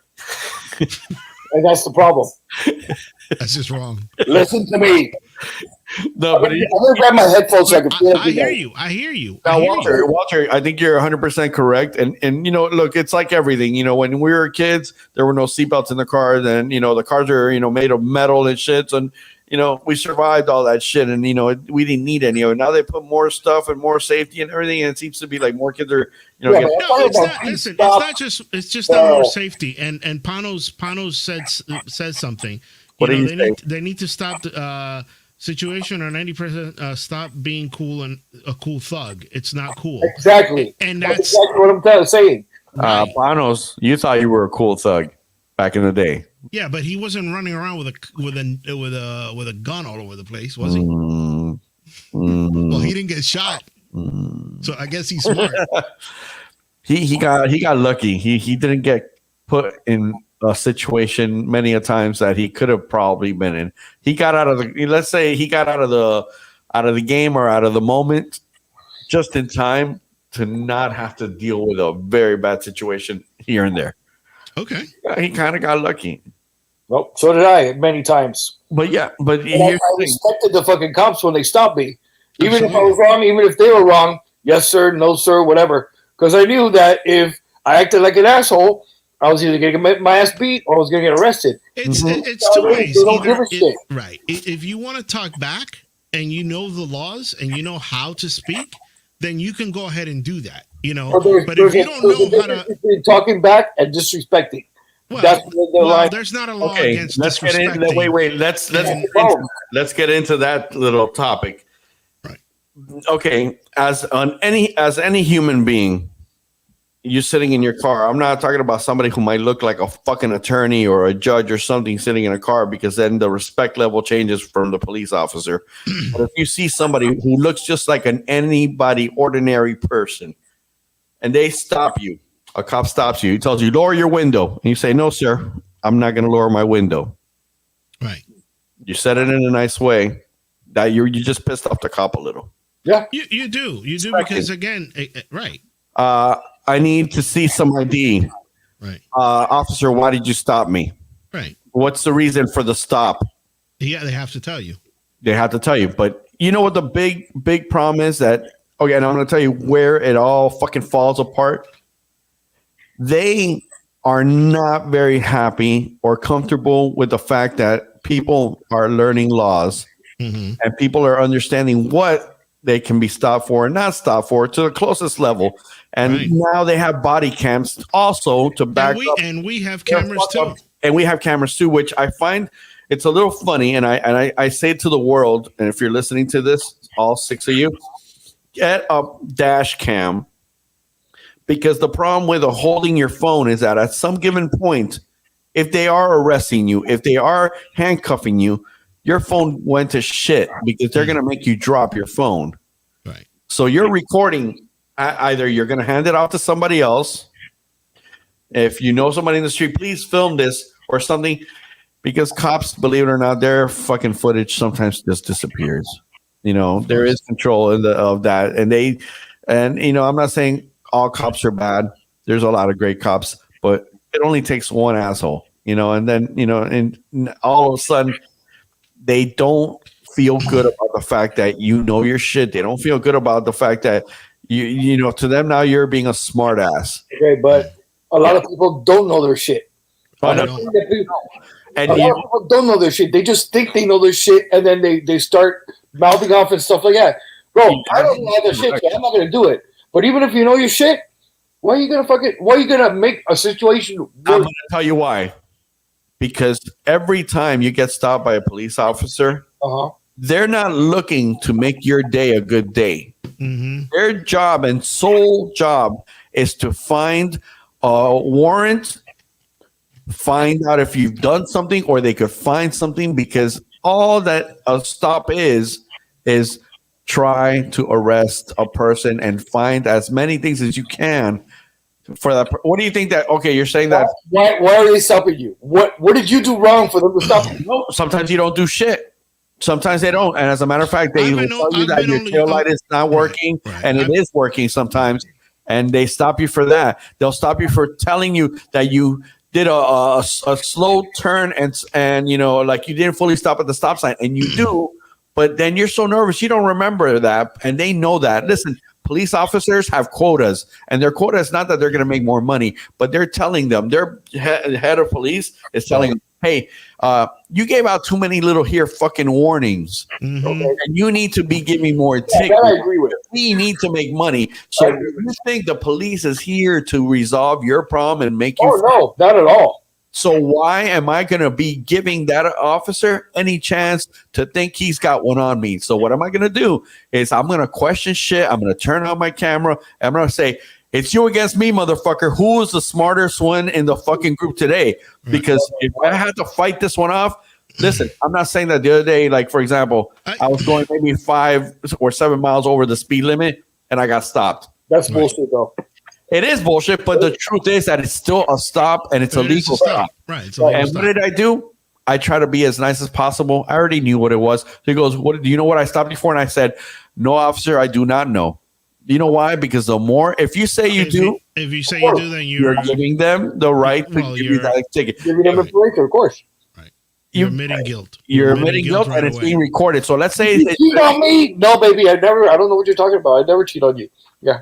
You understand, but the biggest problem that people have is that they have fear and they respect the police officer, and they've always said to us, don't cause an issue, don't start trouble, or don't question anything, because when it comes down to it, you want them to be your friend. They're not your fucking friend. No, and you see how they have psychology on their side. They're taught to talk to you and go, so what is your name again? You never had to give them a name, but they know before they walk in, they're 100% ready. Well, they know how to push your buttons, and they're gonna also. Yeah. Oh, why are you shaking? I'm not shaking. What do you mean? Things like that. They fuck with you, and I'm sorry. What do you have in your car? And they look into your eyes. If you look and see inside. Like you're looking at where are you hiding your drugs, and you're like looking at the glove. Oh, and then they'll be like, "Hey, I need everybody's IDs in the back seat." They're like, "Listen, they break the law before you break the law." 100,000 times they're going to do things that are against the law. But if they get you to agree upon it, if they go, hey, can we search your car? No. Oh no, I'm sorry. They might even say, we're going to need to search your car, and it's no. And you tell them no. No, and if they say yes, we can, and we will search your car, you have to then argue again. No, you're not. You're not going to search my car, right? Yeah, you don't have the right to search. Right. Yeah. And you start learning this as you get older, or you start maybe watching YouTube and shit like that. But again, YouTube and like you're saying, you said keyword. As you get older, you learn these things. And also, you know what I'm learning? That there's a lot of the YouTube videos that are incorrect on certain laws. Mm-hmm. And you're like, okay, here's the thing. I don't think anybody fucking really knows 100% of the laws, because there's always one trial, that went and changed this by one word. Listen, we're not attorneys. We're not attorneys. We're not going to, Yeah. But the closer you come to making yourself aware and controlling your cool, the better chances you have of making them say, let this guy go. Listen. He's going to fuck us up when it comes to court.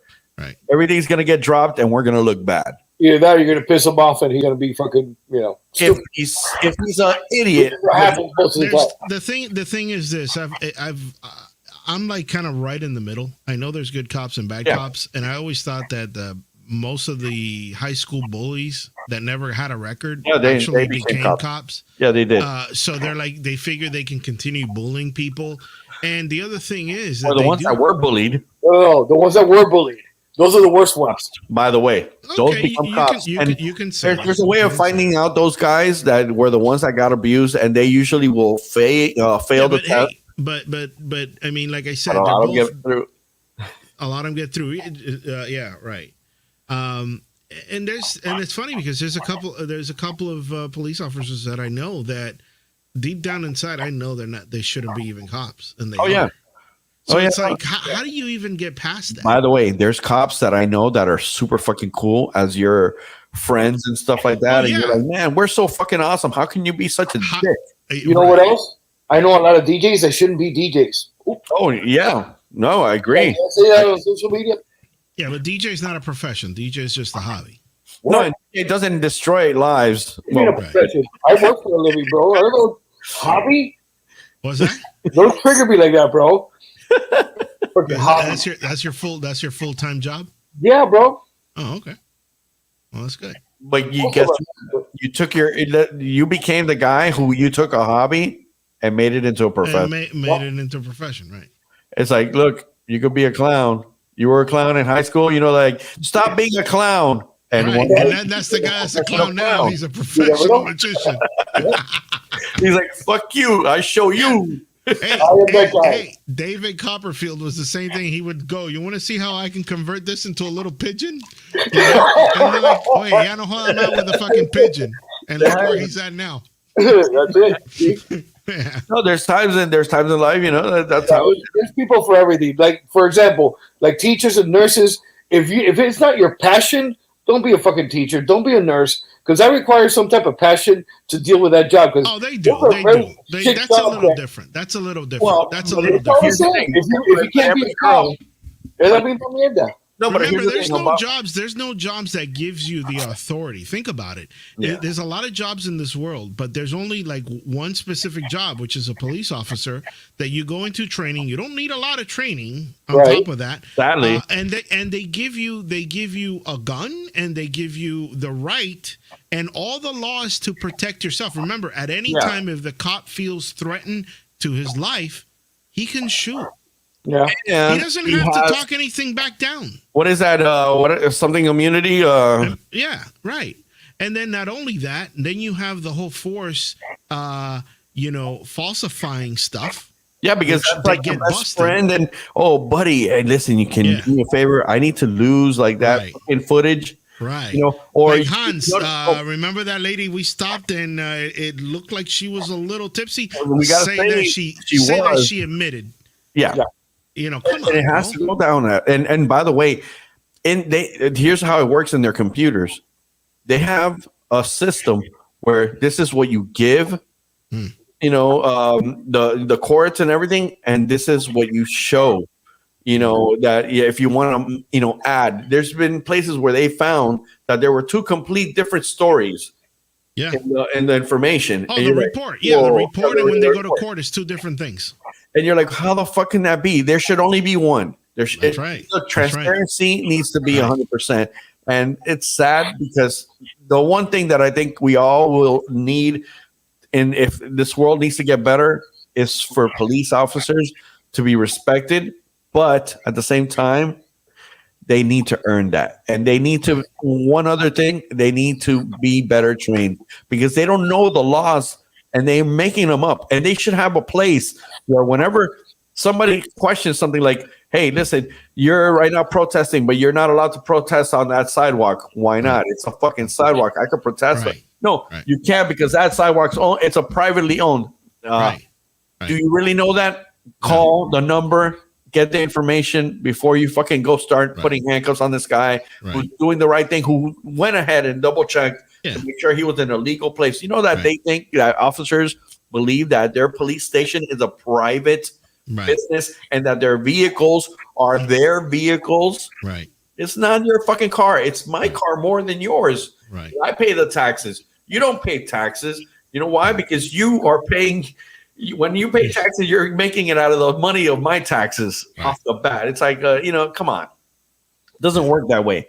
So, and then the other thing is that they live a gang mentality because everybody, listen, you work at Publix and you're done with your look at the whole Blue Lives Matter and all that shit. That's that's bad. That's just a play on words, because there was a cause which believe it or not, I made fun of it too, Black Lives Matter, because I'm like, no, all lives matter. But again, I was an ignorant of not knowing the full information on why they were calling it that. But then once I learn it, then I'm saying, okay, now I understand. You're not saying that only Black Lives Matter. It's just that this is a cause for this and this and this. You're saying, look at this situation. Right, exactly. I 100%. And the thin blue line is the same thing too. It's basically a play on Blue Lives Matter. They're like saying, yeah, sure, Black Lives Matter, Blue Lives Matters too. Yeah, it's like that's wrong. Me or you. And then, you're causing more separation, and that's the other big issue. That's the other thing. They did that, actually. They on one of the police stations, they did the half staff for somebody that had died, and then they put the thin blue line flag on there, and they got fucking crazy. Listen, that's as bad as joining the fucking KKK. At that moment, you're just fucking going against everything. Anyway.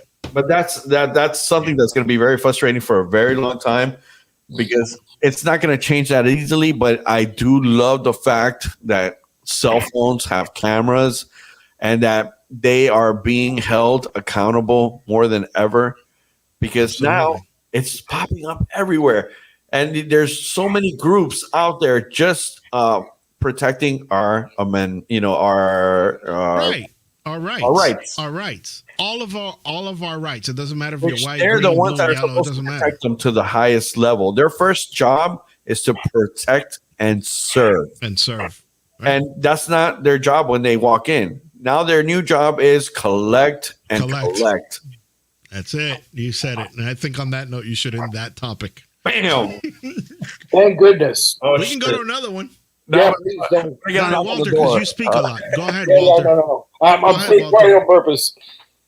Go ahead, Walter. You go with the next topic. Did you see my comment on the peanut butter whiskey? Peanut butter whiskey. Oh yeah, I saw that. Yeah. I'm not a fucking whiskey drinker. Yeah, I told that last week. That is absolutely delicious. You see? Peanut butter whiskey. Delicious. Yeah. Do you put jelly? No. Actually, if you put rum chata or some shit like that. Yeah, you get cinnamon toast. Peanut butter jelly sandwich?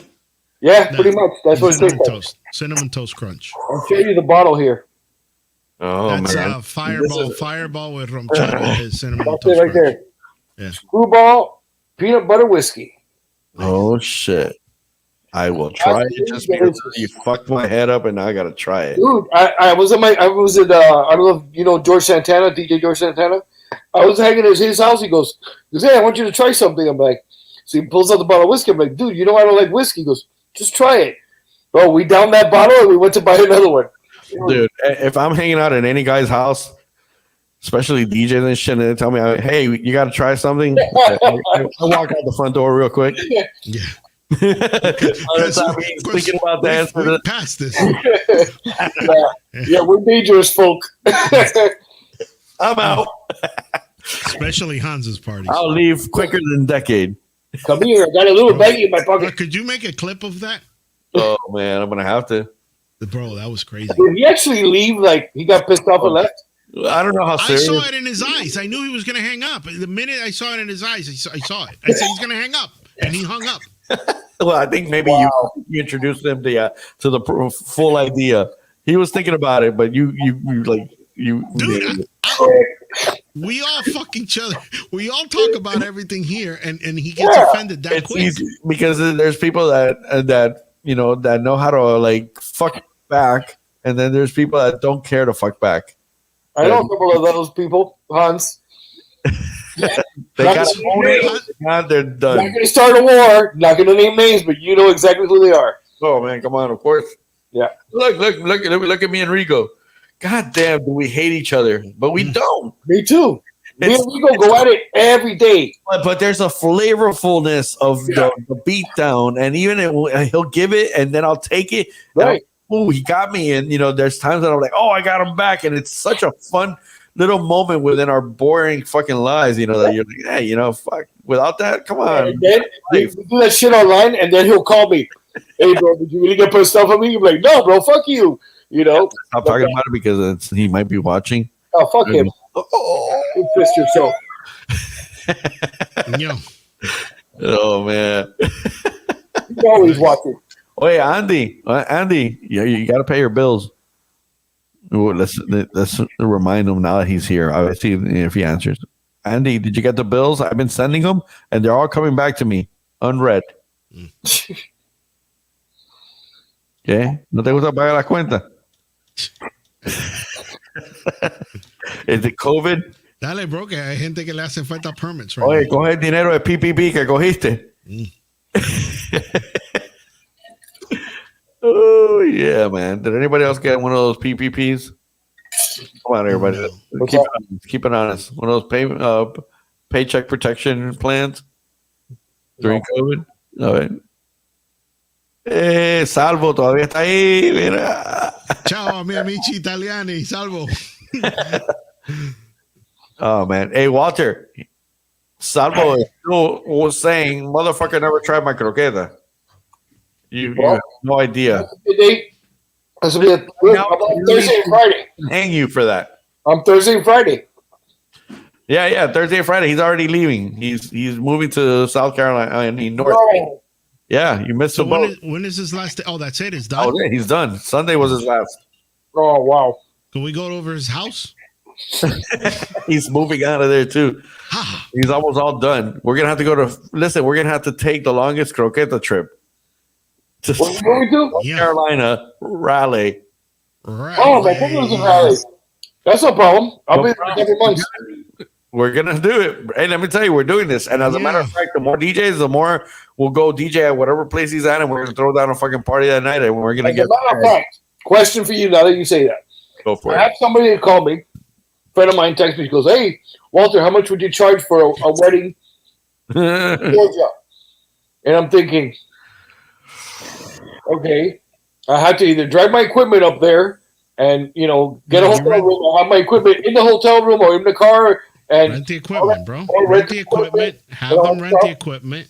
And you fly up there and you make your money. Your regular And money then as a DJ. I'm like, I don't know. I have to get back to you. And she goes, oh, it's for my son. He's getting married. So it's a friend of mine. I'm thinking, this sucks because I can't charge him when I want to charge him. You know? Why not? Why not? I'd rather not do it. I'd rather give it to somebody else. Okay, I'm gonna teach you something right now that's very important that you need to learn. You have no friends? Dale, No. go. Besides that, I think obviously you learned that. And I'll tell you what I would do, but go ahead. Okay, here's Go how first. I handle that situation, and I want everybody to hear it out loud because it's if I will tell this to everyone. Okay. Okay, it's a wedding, most likely going to happen on either Friday, Saturday, or Sunday. Correct. Okay, Fridays, Saturdays are my busiest days. Right. That's when I take home money that's going to pay certain bills. So it is. It's like saying, that hard day of work for That's called the your regular bread and person. butter. That's called your bread and butter. Right. And then Sunday is considered even more bread and butter now for me because I found a way to even milk that day even more. Yeah. So any time that I have to take away from that day, I'm only going to take away from that day to either make more money, Right. get something bigger, more complicated, and then the reality is I will have to now put somebody else to cover my regular big gig. It's a chance that I'm taking that fucks things up because it takes things out of rotation. Correct. It's a bad. So I have to always tell the person, whatever I usually will charge, if anything, I will give you maybe a 20% discount, Right, friends or something. But in reality, it's not good for my business, and I would not do you that problem. I would not ask any of my friends to do me a favor that they have to put their time and effort on their busy day. Well, that's exactly what I told her. I go. First of all, like you said, it'll probably be like on a Saturday, so I would have to take out Friday, Saturday, and Sunday for travel days. No. Travel Friday. Yeah, Saturday, talking about an out of town situation. Right. So these 3 days, like George said, those are my bread and butter. So I'm already going down X amount of money. I'm already negative that amount. You're like $300 altogether, right? Yeah. Yeah. Minus the taxes that I'm not sure if he's paying. Well, he might make like $8 in tips. Let's say I'm going into it $1,000 under. So what am I going to charge you? $2,000 to cover my $1,000 that I lost, and another $1,000 for going all the way up there, and the travel time and all that shit. Well, that's why I'm telling you right now, I don't do weddings for under $2,000. Right, it's not worth it. And usually, when I'm talking $2,000, it's the minimalist of weddings. It's me, DJ, and little party lights if they want something like that are going to look all very professional, but it's just going to be a simple wedding, nothing. Right. No extra side speaker over here. Right. Walking down. No. All that shit starts adding up. Yeah, no, I agree. I've had that situation happen twice, and both of the times that I had to fly out, what I did was I told the client I actually hired the company, but I hired a DJ company to set up the sound system. And I said, listen, I'm going to DJ. You guys can stay there all you want, but just give me a little tiny bit of a break because you guys technically are not working. You're just setting up PA system. Right. Or if you know a company that will do the PA system, put it on. So what I did was I'll try to hire a PA system instead of I'll look at that weekend, and if I'm busy Friday, Saturday, and Sunday, let's say Friday and Saturday, I'm busy those 2 days. I'll grab that same money and then I'll either double it and say, this is what I'm going to charge you for me to be there. Right. And they pay for the hotel and they pay for the flight. And then it's a very simple thing. Yep. And the reason I double it is because, like you said, you can stay here and go to bed in your bed and not have to fly and not have to do anything and not have to take 2 days off. And it fucks with. And if they really want it, they'll pay for it. I totally agree. Yeah. Because here's the other part. They came into it thinking two things. Yeah. I would rather it be my friend that I already know how he DJs. Right. And I'm sure he's going to hook me up. Exactly. Well, yeah, but not necessarily the hookup. Not necessarily the hookup. That doesn't mean that, because the one that I did in Oklahoma, that wasn't the case. The guy saw me live back in the old days, and he became a friend. He liked what I did, and he said, "Hey, I need you to do a school party over here." I said, "Not a problem. Just pay me for that day. I'll go over there." He flew me there. I stayed at his house, not in a hotel, and that was it. Was it that guy that was playing with your asshole all weekend? Yeah. That story you were telling me about? He kept trying to get you drunk? Yeah, but you know what the good thing is? He made good eggs in the morning. Hey, as long as the breakfast is good. He asked you, how do you want your eggs? And you said, Aki. Hey, I've said it before. If the price is right, bring it on, bro. I don't care. Hey, I'm flexible like that, bro. Money pays the bills. That's what he said, that you were very flexible. That's right. Cheers, man, the fucking yoga flexible. His downward dog was fucking amazing. Cheers, Walter. Cheers. Cheers. And I don't know. I don't know where Hans's drink is, but Walter necesita un manager, ¿verdad que sí? What? That you need a manager. You need somebody to say no or to raise prices for you. No, but the thing is that I've been a cigar bar for 12 years now, so I hardly ever get calls. you know. No, Like, once or twice a year, I get calls But for. Walter, don't feel bad about quoting prices, and don't feel bad about raising prices because I I don't feel bad about that. I just don't do any out of town shit. Ah, bueno. Doing something here local, yeah, I have no problem with Most that. people that live in Hialeah hate leaving Hialeah. Yeah, You know, that's why most of the freestyle groups that were born in Hialeah never made it. Yeah. They don't like to travel. They feel like if they have to go somewhere else, then they might not come back. Yeah, they don't even go to Broward. No, move from Hialeah, man. It's a country. It's like a dome. That's it. I'm telling you. And you also need a visa to leave Hialeah. I love my Hialeah. Stop Bro. talking about Hialeah. I'm offended. Oh shit! You see? Okay. Yo, put that one in the video. Put that one in the video too. Walter leaving. Oh man, that's good. Fuck you. Yeah, good. Hang up. All right, so Walter, which of the vaccines are you getting? I already took the first one. I'm taking the second one on Thursday. The first one hit me a little bit, pretty hard. Just like the guy in George's ass. No, he didn't say. He said it was pretty smooth, actually. That was, yes? Oh, congratulations. Yeah. No, the first one actually, my arm was hurting for 3-4 days when everybody said, "Oh, it's overnight thing." No, it was. Oh, there you go. Siempre está preparado. It doesn't leave my side. What the fuck? Oh, there you go. You see? You see? Yeah, bro. He's got that shiny hand. Those palms are smooth. Anyway, the first one. You ever see my hands? How smooth they are? Hey, by the way, have you seen that Panos now? It's selling antique sex dolls. Lubricante. Panos is selling antique sex dolls.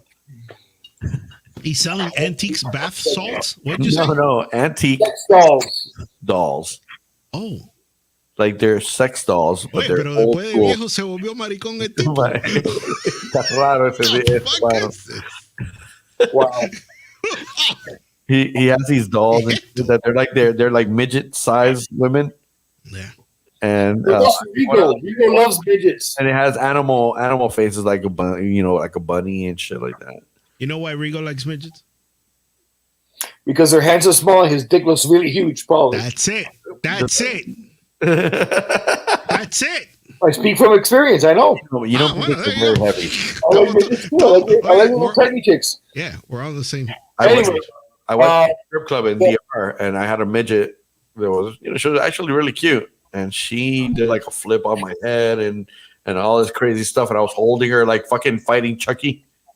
And let me tell you, little people are heavy. Like they're strong as fuck. they're like They're dense. You're like, They're whoa. dense. They're dense. Yeah. It's not like holding a baby that you're like, oh, this, a baby you could grab and, no, this is like the 4 fucking thick babies all put into one. Mm. They're heavy. I used to have a promoter that was midget. His name was Omar. That guy was the devil. He was a great friend, bro. But that guy was. I remember one time we were at the Hard Rock. We were there just after hours, playing around, and Omar, we're at the valley waiting for our car, and Omar goes, "Oh, I'll be right back." So this little guy just jumps in the fucking guy's car, takes off from the valet, and the guy's like, "Hey, that's my car! That's my car!" He goes around the corner, turns back, jumps it out, and goes, "Ha ha ha! I'm just fucking with you." And I'm thinking, only you can get away with that shit because Only a midget will get away with that because they'll be like, if me, I would have been shot. no, you put that together, you're like, it's a fucking midget, dude. Exactly. So it's funny. I got my car back. Yeah. So he's like, "Ha ha ha!" Made you laugh. Yeah. only he could get away with shit like that. Like a midget punches you in the nuts. That's away with it? Or will you punch him back? Shit, I punch him back. Fuck that. Yeah, why? Why not? Why not, right? What do you think? It's still human. Somebody might see it and go, "Oh, it's like punching a kid, like a child." Fuck? You want to punch me in the nuts? Fuck out of here. When they punch you, all they do is headbutt you, though. Well, They hit you right in the nuts. And like I told you, man, they're thick and they're hard and they're like you know have you ever held a chimpanzee? It reminds me of the Oklahoma trip. Has anybody ever held onto a chimpanzee? No. Okay, here's the first thing you find out. You look at a chimp and you think of a human. Yeah. Thinking, okay, it's gonna be human-like. Mm-hmm. No, you grab onto their skin, and you feel their muscle. It's like fucking hard rock. They are all fucking muscle, and their muscle feel like a fucking rock. Like you cannot even push it. And when they hold you back, they'll do this to your hand like this, like this. Yeah. If they just do this, they'll break your fucking wrist. Yeah, because they're hanging from trees and shit. They have so much strength, and they are sweet to you until they're not. Mm. I'm just gonna say this: if I could have one fucking power, it'd be chimp fucking strength. Chimp power. Yeah, chimp bro. Power. Hey, listen, that motherfucker will climb a tree and not think twice about it. It's like, and they'll be old and still do it because they are fucking strong like that. I never realized that. And I don't think it's because they get stronger because then they're climbing the trees all day. I think it's already inside their fucking system that's what they can do. Yeah. So, they do it because they can, and they just get better at it if anything. Yeah. Chimpanzees. Look at that. How do we go from COVID? Hey, imagine a chimp grabs your dick and goes, "You want me to jerk you off?" What the fuck did you just say? He'll rip you he'll fucking turn your shit into toothpaste. I don't know, but this shit's kicking in. You're talking from experience. It sounds like I did, right? I got you. I bet kicking in. I'm actually beginning to enjoy this show. It gets better with the liquor. You should put a disclaimer. It starts making sense. Why don't we make a disclaimer? Better with liquor. Better with liquor. Or some sort of stimulant. Yeah. Just make sure you're on some shit before you. Lubricante social. There you go. Walter's got the right thing too. See? That's like straight up crack rock. Yeah. Mira, make a little logo that said like little water, a little fire, and a little what? What's Earth, Wind, and Fire? Yeah. Oh wait! He's stripping. Oh shit! Look at him all crazy. Look at that. That's not even a pipe. That's a fucking 1/4-inch adapter to BNC. No. Oh, it is. Oh shit! It's a 1/4-inch Type C. What? To BNC. That's what it looks like. Bro, you never seen those? That's what it is. It's pipe fittings. Pipe fitting. It's all. You can take it all apart. The whole thing. Oh shit! Yeah. Take the whole thing apart. Hey, so Walter, how's business over at this place? Is it busier? Slam packed, bro. Like so busy that every night it's crazy. Like last night, it was a Sunday night. We started off slow. It's a Sunday. I figured, I put a couple of mixes on. I'm like, we're gonna be slow. All of a sudden, at 12:30, it was just one after the other. We got slammed like a Friday. Hey, Walter. It's crazy. Question, and you don't have to answer the question. Uh-huh. And you don't have to tell me the price either. That's okay. You've been there 12 years, right? Uh-huh. How many have you gotten raises throughout the 12 years? Never. Actually, that's good enough. Change the subject. Next. They used to be more, and they took away. Yes. I'll elaborate on that, though. The thing is, who do you know that's a DJ, a regular Joe like me, not a famous DJ, that's been somewhere for 12 years? Oh. That's unheard of. Yeah. It's a steady gig, bro. I've done offers, more money other places, but then you're stuck like every other DJ that's you're there for 2 months, and then all of a sudden they're like, "Hey, don't come back next week because we got somebody else," and that's it. And then you have to continue looking for jobs. So I think you told me, yeah, the money's not there, but it's steady, bro. So the reason I brought it up is because we had a show last year about COVID pricing and all that stuff, and we started talking about it. Like I said, I wasn't going to reduce the rates, but automatically the rates were reduced to everybody. I actually disagreed with the consensus that prices were going to remain the same. But then John and I did a little talk about it, and now I'm noticing that that we could raise our rates. Well, raises have happened. It has? Okay. Yeah. The number that it's not like a huge thing. No, it's not huge, but it is a raise. But it's been everybody's gone up like at least $50. Okay. And it's one of the things that I've noticed, before everybody would be on that 200, 250. Yeah. And that was a very common thing. And I was like, that number always hurts. Yeah. And I'm like, now it's 300 and up. It's 300 and up. There's nothing below that. And, and again, that's a comfortable, and that's a comfortable night.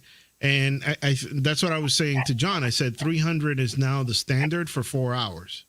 Now, one of the things that I have a disagreement is with, and again, me, I like to offend people in Miami. The fucking Miami DJs son unos come mierda, lo que son, because they're all working for 6 hours for less money, and they're fucking everything up. Not everything, because they don't make overtime. Well, they don't make They don't care if it's 4 hours, 5 hours, 6 hours, 8 hours. They still for the same price. Listen, I have one client like that, and I'm not gonna lie, because if not, I'd be an asshole. I do have a client where if I could be done at midnight, or I could be done at 2 or 3 o'clock in the morning, and the price never changes. Right. And he's very old Miami mentality with that, and he throws it in, and I'm like at the corner of saying, I got to raise that. Right. And all I'm actually waiting for is for the night to earn its money. Yeah. Because if it was already like saying, if I'm walking in and I'm like, I know that this place is going to be packed, then I'm the idiot. Right. Because, yeah, absolutely. And that's one of the conversations I was saying. If the place is packed and you see that there's people at the bar, the people are constantly drinking and they're getting expensive drinks, your salary's paid within an hour and a half less. Your whole night is paid. Of course. The rest is all because the money in liquor is a lot of money. Oh yeah. Listen, especially when it's a bar and stuff like that, and I like to say that there's, even like my brunch parties, which are a little different because a lot of people are drinking mimosas, so I have to average it out in a different level. That's different. And that's also in the daytime too. And no, but here's the thing about that one. I'll look at that one and I always say there's 6 tables that I need to fill in to get my money. Yeah. 6 tables. Once I see 6 tables, I go like this. That's it. When I'm saying me, I'm not just saying me, I'm saying the house has been paid. Yeah, you get paid for your. It's basically a rule of thing. Got his money, and I'm talking about because, on these tables, there's this amount of people, and they're eating, they're drinking, and they paid one price for their drinks. Yeah, right. It's usually a rule in business. I mean, I don't know how the bar business, but it's usually a third. So in other words, if you're making $300 at whatever time you're there, they have to make $900 to be able to cover your salary. Everything above that is gravy. Right. But they have to minimum make $900 to cover your $300. In a way, yeah, that works. That does work. But if you really honestly think about it, if they take in una botella de alcohol, they make $400 easily on one bottle. Or more. It's like selling air. I'm just saying, in one bottle of regular stuff, they make $400. Right. So as soon as they sell that first bottle of rum, you've been paid. Pretty much. So that's the way you got to look at it. At $8 a drink, 21 shots per bottle. 28 shots. 28 shots. Let me bring in the dirty side of it all. Okay, because that's all if we're talking realities and it's good on paper. No, I mean, listen, it's good on paper. Real. Here's the thing. Yeah. Now there's the money laundering part of the business. Yeah. that's going to get thrown in. So whenever you're thinking and you're feeling bad and you're saying, wow, they made like no money, how the fuck are they going to pay their rent? Right. And how the fuck are they paying that security guard? And then you stop and you think, they're having trouble paying me, and stuff like that. But then they hired 2 more security guards and they had no budget for it. But now all of a sudden they hire more guys. Don't ever think that there's always more money coming in. There is. Because if not, they wouldn't own a restaurant or a bar. There is. And it's a cash business. It's a cash business, and the DJ's there to entertain everybody for 6 hours or 4 hours or 5 hours, and it's all basically falling down on you.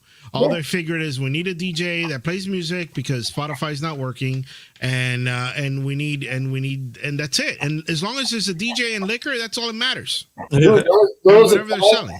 There was a time at Cigar Bar that we had DJs 7 days a week. Yeah. 7 days a week.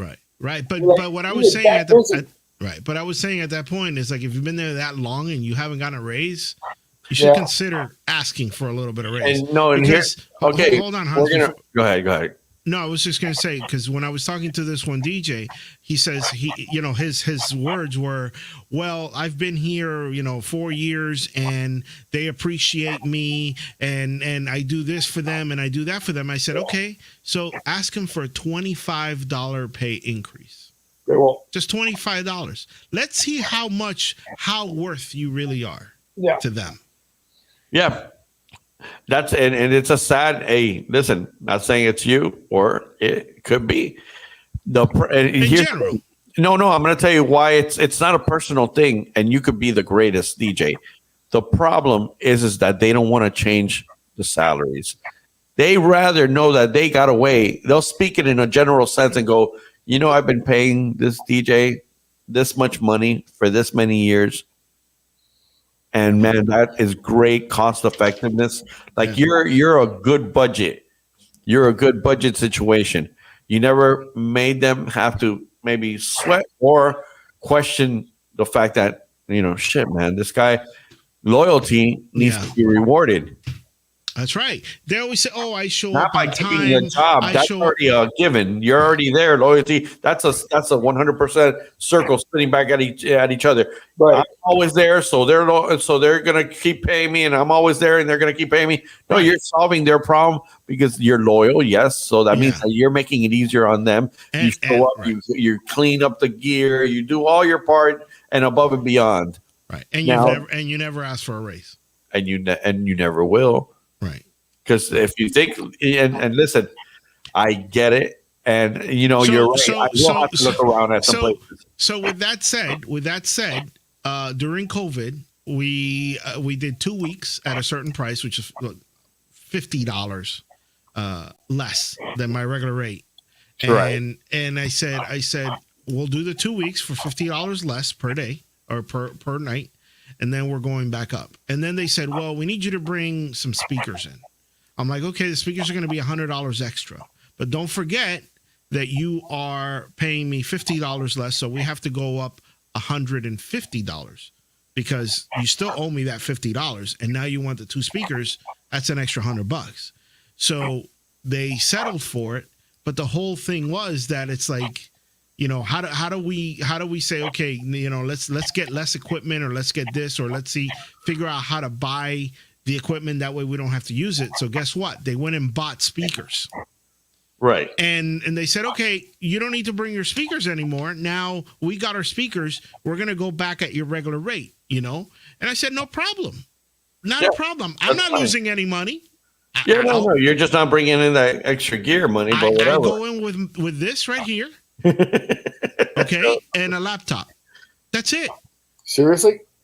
Yes. A little controller? Right there. Wow. I do 2 gigs with this controller. Wow. Okay. I bring this and my back. I've said it before. I'm not going to go through the whole thing. But anyway, so they brought the speakers and they're like, oh yeah, we got this 1400 watt, speakers, this and that. I'm like, okay, no problem. Plug it in. And the guy's like, yeah, and we're trying to adjust it to see if we can get a little bit more volume, this and that. Well, anyway, at the end of the day, he's like, oh, yeah, bring your speakers back on. La mierda que compraron. They spent $800 on each speaker. It was a column speaker with a sub and everything. Yeah. HK brand. I don't know, from Germany. I've seen it. Okay. Listen, it's it's an Alto with another name. Oh, now, is that what it is? Yeah. Minus, I don't even think it comes with the Bluetooth. Anyway. Okay. So the moral of the story is that yes, that you could ask for a raise and you have to stick up. And then the other thing, let's just say, George, that I work more hours. I work 7 to 8 hours a night, but I make a lot more than $300 a night. Okay, then you're good. Then you're golden. And I'm good with that because it is a steady gig. And you're golden. You know, the COVID really screwed us up, and you know, I was out for a while. We started back at like a little bit more than half of my cost, but now it's gone back to normal. So now I'm back to my steady pace. And you certainly got a raise then. Yeah. No, even though it was coming from a number and then you went back up. And you're good, but don't forget, Walter. Don't forget, Walter, that things go up. Gas goes up, food goes up, everything goes up. And everybody gets at least a minimum of 1% increase on their salary if you're a corporate worker. So it's just I'm saying, don't ask for a lot of money, but say, hey, don't squeeze yourself out of the agenda, you know, because you know, if you do that, you know, there's a way of doing it no matter what. The problem, if you're comfortable, do it. You know, the problem is something that I'm comfortable. The problem is, like Hans said, other DJs, I'm not going to mention who they are, will do the same thing I'm doing, 7 or 8 hours for $125. Sure. Night. Sure. And we all know who they are, but listen, they're not at your level. They're not going to last. But he could easily say, "All right, I'll get somebody else and let him do it." Okay. So the morale of the story that I was telling you, the agent that booked me told me the same thing, because I said, "Listen, I'm going to keep the speakers at the same rate. I'm not going to lower it." And they said, "Well, if you don't lower it, you don't lower your price a little bit, you're going to get priced out, or they're going to say no." I said, "You know what? I'm not afraid to lose the fucking gig." And as soon as I said that, they're like, because he's like holding it against me, like you know, you're gonna lose that money, you know, in a month it's X amount of money. I'm like, I'm not afraid of it. That's bullshit, because if they didn't think you were good enough to be there, they wouldn't. Exactly. And that's how you play it bluff. That's how you play it bluff. Yeah. And look, there's, you know, Salvo, buenas noches. Que la pase bien. Nos vemos pronto. We miss you, bro. Already. So yeah, I mean, look, in my end, you know, I came in, you know, and I always tell people, you know, you have to read the person, and you have to understand, you know, who they are. There are people that I know that if I try to even raise a penny, they just start calling other people. That's fine. And you know what? You don't need that. And what I do with that is I'm like, hey, listen, if I'm available and you need me and I want to do you, I'll do you. But when I'm not available, hey, sorry, can't do it. Right. I don't close doors. I'm not telling you that. I don't tell them, hey, listen, fuck you for that money, or no. I never do any of that. I'm like, listen, you know, here's the reality. Your number's low. I'm going to go ahead and work for it, but only when I can. Right. Only when I can. And there's going to be here and there's where I might have to send somebody else in if you're okay with that. Right. Because I might have a bigger gig, and I'm not gonna. Right, and hear me out. Hear me out. Another thing that DJs don't use and especially I'm sure you do it, but their portfolio of where they've played at, they can show that to another client. Yeah. Okay. Yeah, that other DJ doesn't have that portfolio that they can show and say, "This is what I did." Now you can go with that other guy that charges you $175. And you don't know what you're going to get. I go like this. I don't know who you're going to hire if it's not going to be me. I could only speak for me, and I'll tell you this. Right, but all the places that I keep working at, and I keep guaranteeing that I do my job extremely well at, give me this much money, and they're comfortable with that because they know that when I walk in to when I leave, there's a fucking professional reading their crowd, sitting there figuring out what can I do next to fucking make this even harder and better and better and better. And I'm always thinking that. When do you expect then eventually when not right away, but when would you ask for a raise? Usually when I start seeing a pickup of crowd. Of course. If I see that there's 200 people at the place than when I first started, I will let them know. And they might tell me, hey, listen, that's not because of you. We're doing more promotions and everything like that. And I go, yeah, but that's more people I got to deal with. That's more people that you can guarantee that could bring me to the what I should have been making to begin with, because we started low. And that's the thing. Always remind them that you started low, because when you started low, then whatever they're doing, whether it's promotion or you, hey, they might think that their promotion is doing it. But here's what I always tell them. You could bring 300 people to a club and you keep them. Yep. Can you keep them? And I'm not saying only me. You better double check on your bartenders, who's at your door. Make sure that there's not one asshole fucking it up for everybody. Because I could be the greatest DJ in the world, but if the bar doesn't sell enough drinks or move quickly or have an attitude, bitch, that's like, fuck you. Hold on, give me a minute. And people start leaving. Anybody could be the one that's the downfall to the club. So you have to understand that, at the end, you got to weigh things out and see what the number is and what is an expected number. If you know you're way below the number, let them know. Yeah. Let them know. And at some given point, you're coming back to talk to them about what it should be. Right. Another thing that I've talked to my boss about, he finally understands, is I know how to rotate a bar. Okay? It's not just about DJs, it's not just about playing the songs. It's about the bar making money. Because if the bar doesn't make money, sooner or later, they're not going to afford to pay me. Because I make the same amount of money, whether it's packed, whether it's empty. Right, Walter. But there's one thing. But there's one thing you need to put that into context. You can't just say that, because yes, a good DJ knows how to do that. But if the first hold on a minute, if the first hour they already paid for you, I don't care how many times you rotate that bar. You're still going to make the same amount of money. That's true. Now what you're doing is you're making them more money. Right. And this is the fight that I have. Okay. You're going to now rotate it, because you know that key word of rotating a bar. Right. You rotate that bar 6 times. You're not going to get a fucking dime more. So now you're making the club more money. Hold on. Let me finish. What's that? Say it again. It changes the way you play your music, because in order to rotate a bar, you have to play music that's not the likable moment, or it's going to be a likable moment for a different crowd, or it's a genre change that you might not have wanted to make at that moment. Yeah, but what I'm saying, but that's getting into the music part of it. I'm talking about the money part of it.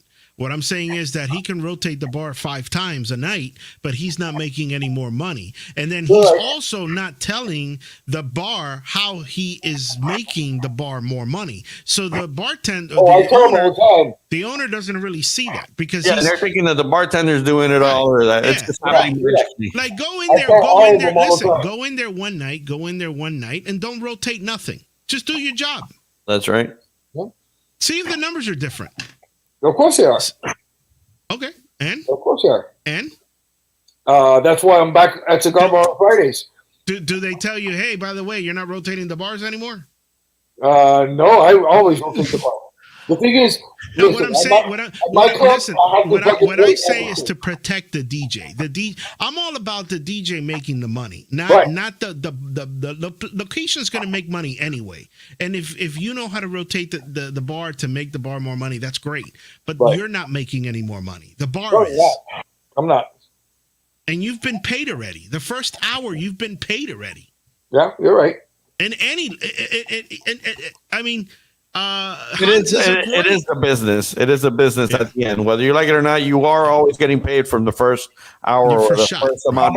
How about nights that are dead? You're still getting paid the same their profits. Absolutely. Now, there's other shit that, sometimes. But they never give you a bonus. And then hey, we sold more than expected. Here's $20.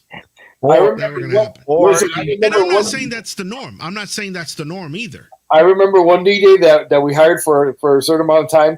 He went in there. He's like, oh, I was telling the people to tip their bartenders all the time, and we were packed. And at the end of the night, I was like, hey, you guys gonna tip me on anything? I'm like, really, bro? You expected a tip from the bartenders? I go, good luck with that. Good luck with that. He goes, no. Bro, but I was announcing all night. I go, I don't care how much he kept on doing it. I go, I've always loved. Ask me if I've ever tipped a bartender. Yeah. Yeah, exactly. Not if I'm working. Right. Yeah, not if I'm working. Exactly. Because you're making the money anyway. Right. And I would find it very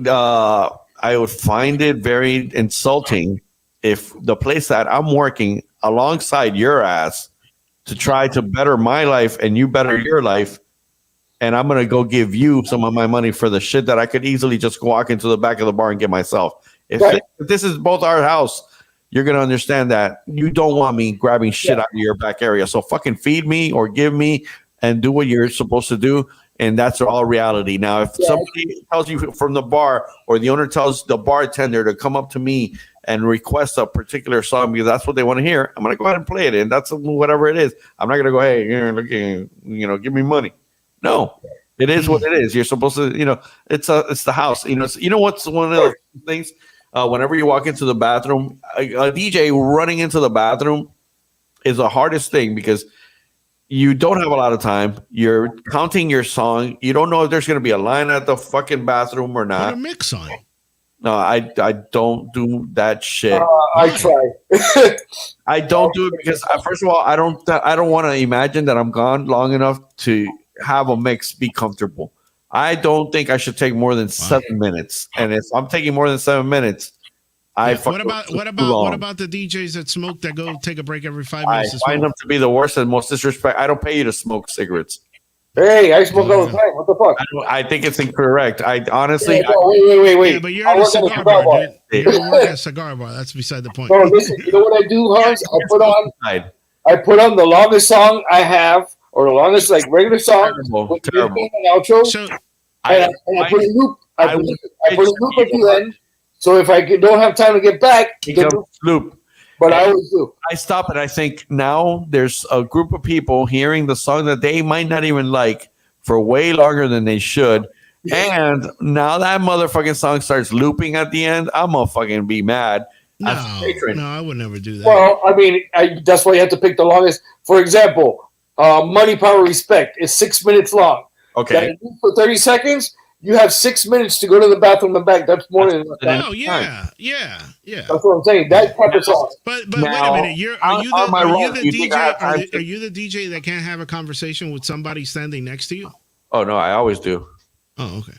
Because I know DJs that can't do two things at once. Yeah, no, I look, it happens. If depends on if I've had a drink or not, I could do it. There's times when, honestly, if you start talking to me and I'm really paying attention to you, I will stop you and I'll be like, listen, I can't be talking to you and doing this right. I'm missing my breaks and all that shit. I say this. If you're working at the same location, and again, you're working at the same location, either Walter that's been there years, you that have been in the same location for quite a while, record a piece of your set and to do a generic set, and you say, you know what, these are the 3 songs that I always play no matter what. And I know they work, and this is the time I'm going to go take a break, and I'll have 15 minutes to go take a shit and come back and not have to loop anything and not have to worry something completely different. If I think I've got to take a shit, there's going to be a mix being played. Right. Yeah, I don't know what kind of a shit is going to be. There's shits that don't want to fucking come out. Right. But this is what I'm saying. That's I'm not going to fucking pop a hemorrhoid for any motherfucker. Right. So just take a shit before you start your night. I usually will come into the club all pre-shit. Yep, me too. I go there, or I do it there right before anybody comes in. I have those certain rules, but there's certain things that I totally dislike, and it's if I watch a DJ walk out and smoke 3 cigarettes throughout the night, I don't like that. I personally find that very insulting. I'm like, dude, not for anything. There's a certain amount of money that I'm paying you for a certain amount of hours, and if I'm watching you and you're on the outside smoking a cigarette, you're not DJing, you're not watching my crowd, you're not taking care of that moment. And it's me. I'm a little fucking bit on that. But it's because I'm not looking at the clubs. Fuck the clubs. I'm looking at private events. Right. That's where it comes in more. Like, I used to send somebody that, I totally dislike right now. And I would send them to DJ Nordstrom. And that guy would put on mixes. This is how it went down. He would disappear and disappear, and then the store manager would walk by and say, "There's no DJ there." There's no DJ. There's a and then no, but that's wrong. That's wrong. Yeah. Okay. But if you have to go, I'm saying go to the bathroom. If you Different need, thing. 15 minutes to go to the bathroom or to I'm eat. going to the bathroom. I tell somebody I'm going to the bathroom too. Oh, okay, good. I usually will tell somebody, security. hey, I normally tell security. Exactly. Hey, I'm going over there. Make sure you keep an eye on Something this thing. Could be happening. I don't want it to freak out and not know where the fuck I'm at. They know I'm coming right back. But here's what happened with that same little Nordstrom store situation. So the guy comes at me one day later on and tells me, as the DJ, he goes, "Man, that gig is so easy. It's so boring, that I was basically sitting there playing mixes and reading magazines." Wow. I hired him again to do that shit. Because then, one of the girls at the store tells me, "Man, that guy, he was just sitting there reading books and talking to us." Yeah. And I was like, "What the fuck are you doing?" Look, they hired a DJ not because it's music transmitting through a speaker. They already have that. Right. Yeah, they wanted to look. They want to see somebody do their job. Right, of course. Somebody look at their phone, not see somebody looking at a magazine, not see somebody asking every fucking, person passing by, "Oh, dude, yeah. Oh, that shirt, man. Oh, I like that. How much is it?" No, it's not. Dude, DJ, wiki. If you're playing a mix, act like you're mixing it. Right. I don't even. At least 10. Act like it's you doing that. Because other than that, I think that's an exception. Yeah, that's yeah. I don't. Frankie says he was actually playing Pokemon Go, so I am sorry, it wasn't a magazine; it was Pokemon Go. And then he kept walking out to try to fucking grab one of those other Poke guys. Yeah. They found him in the girls' bathroom. He's like, "What's name one of those? It's a fire or whatever." Hold on, I gotta get it. Ooh, I might have a job for you, Frankie. A Nordstrom? They specifically, I've never had this requested before. And I was like, I got your fucking guy. They can't, I've never had this. I swear to God, I never had somebody ask me particularly, like, they're like, "No, I don't want it to be you. Do you happen to have any DJs that are kind of like, fun and, they like to talk to everybody and the whole thing, and they might look a little gay, but they are not, but they look gay, and they might have something to follow up on that with like a little frost in the front of their hair and, and shit." I was like, "Bro, I got Frank." And he's got a beast. I don't know if to take that as an insult, and I'm not even that guy. Dude, they were asking for a gay-looking man who could DJ, but more than DJ, socialize in a factory kind of way. It's kind of strange that a gay-looking man is referring to how he likes to receive it. So does he have to perform while he's? Does he have to perform sexual activities while he's DJing? No, he just has to. They just want him to talk. To the guys. He needs to look flamboyant. It's a hot air. They don't even care if he's really DJing. They can play mixes all day. So they kind of like socialize and be like the party girl. Like the Nordstroms. Yeah, exactly like that. That's all they want him. They said he just needs to blonde frosted hair in the front. I will fucking, and I'm like, dude, shut the fuck up. You just asked me for one of my guys. Wow. And if you want him, also I could have him frosted, but on the beard. There we go. George is thinking. Look at him. What is he doing? I know you're making this shit up. No, actually, I'm not making that up. Okay. So, Frankie, I'm getting a meeting because they actually want to meet you. They want to actually know that you exist. I'm like, I showed them a picture. They're like, "He's so cute." I'm like, "Yeah, I guess." All right, George, you're funny. So yeah, I'm trying to figure out when they get back in town, to hold a meeting. So I'll hit you up as soon as I know the day. Nah, dude, I don't want to get rape charges. thrown my way because I'm sending out little boys to fucking DJ gigs. Wow. Yeah, man, but that's funny.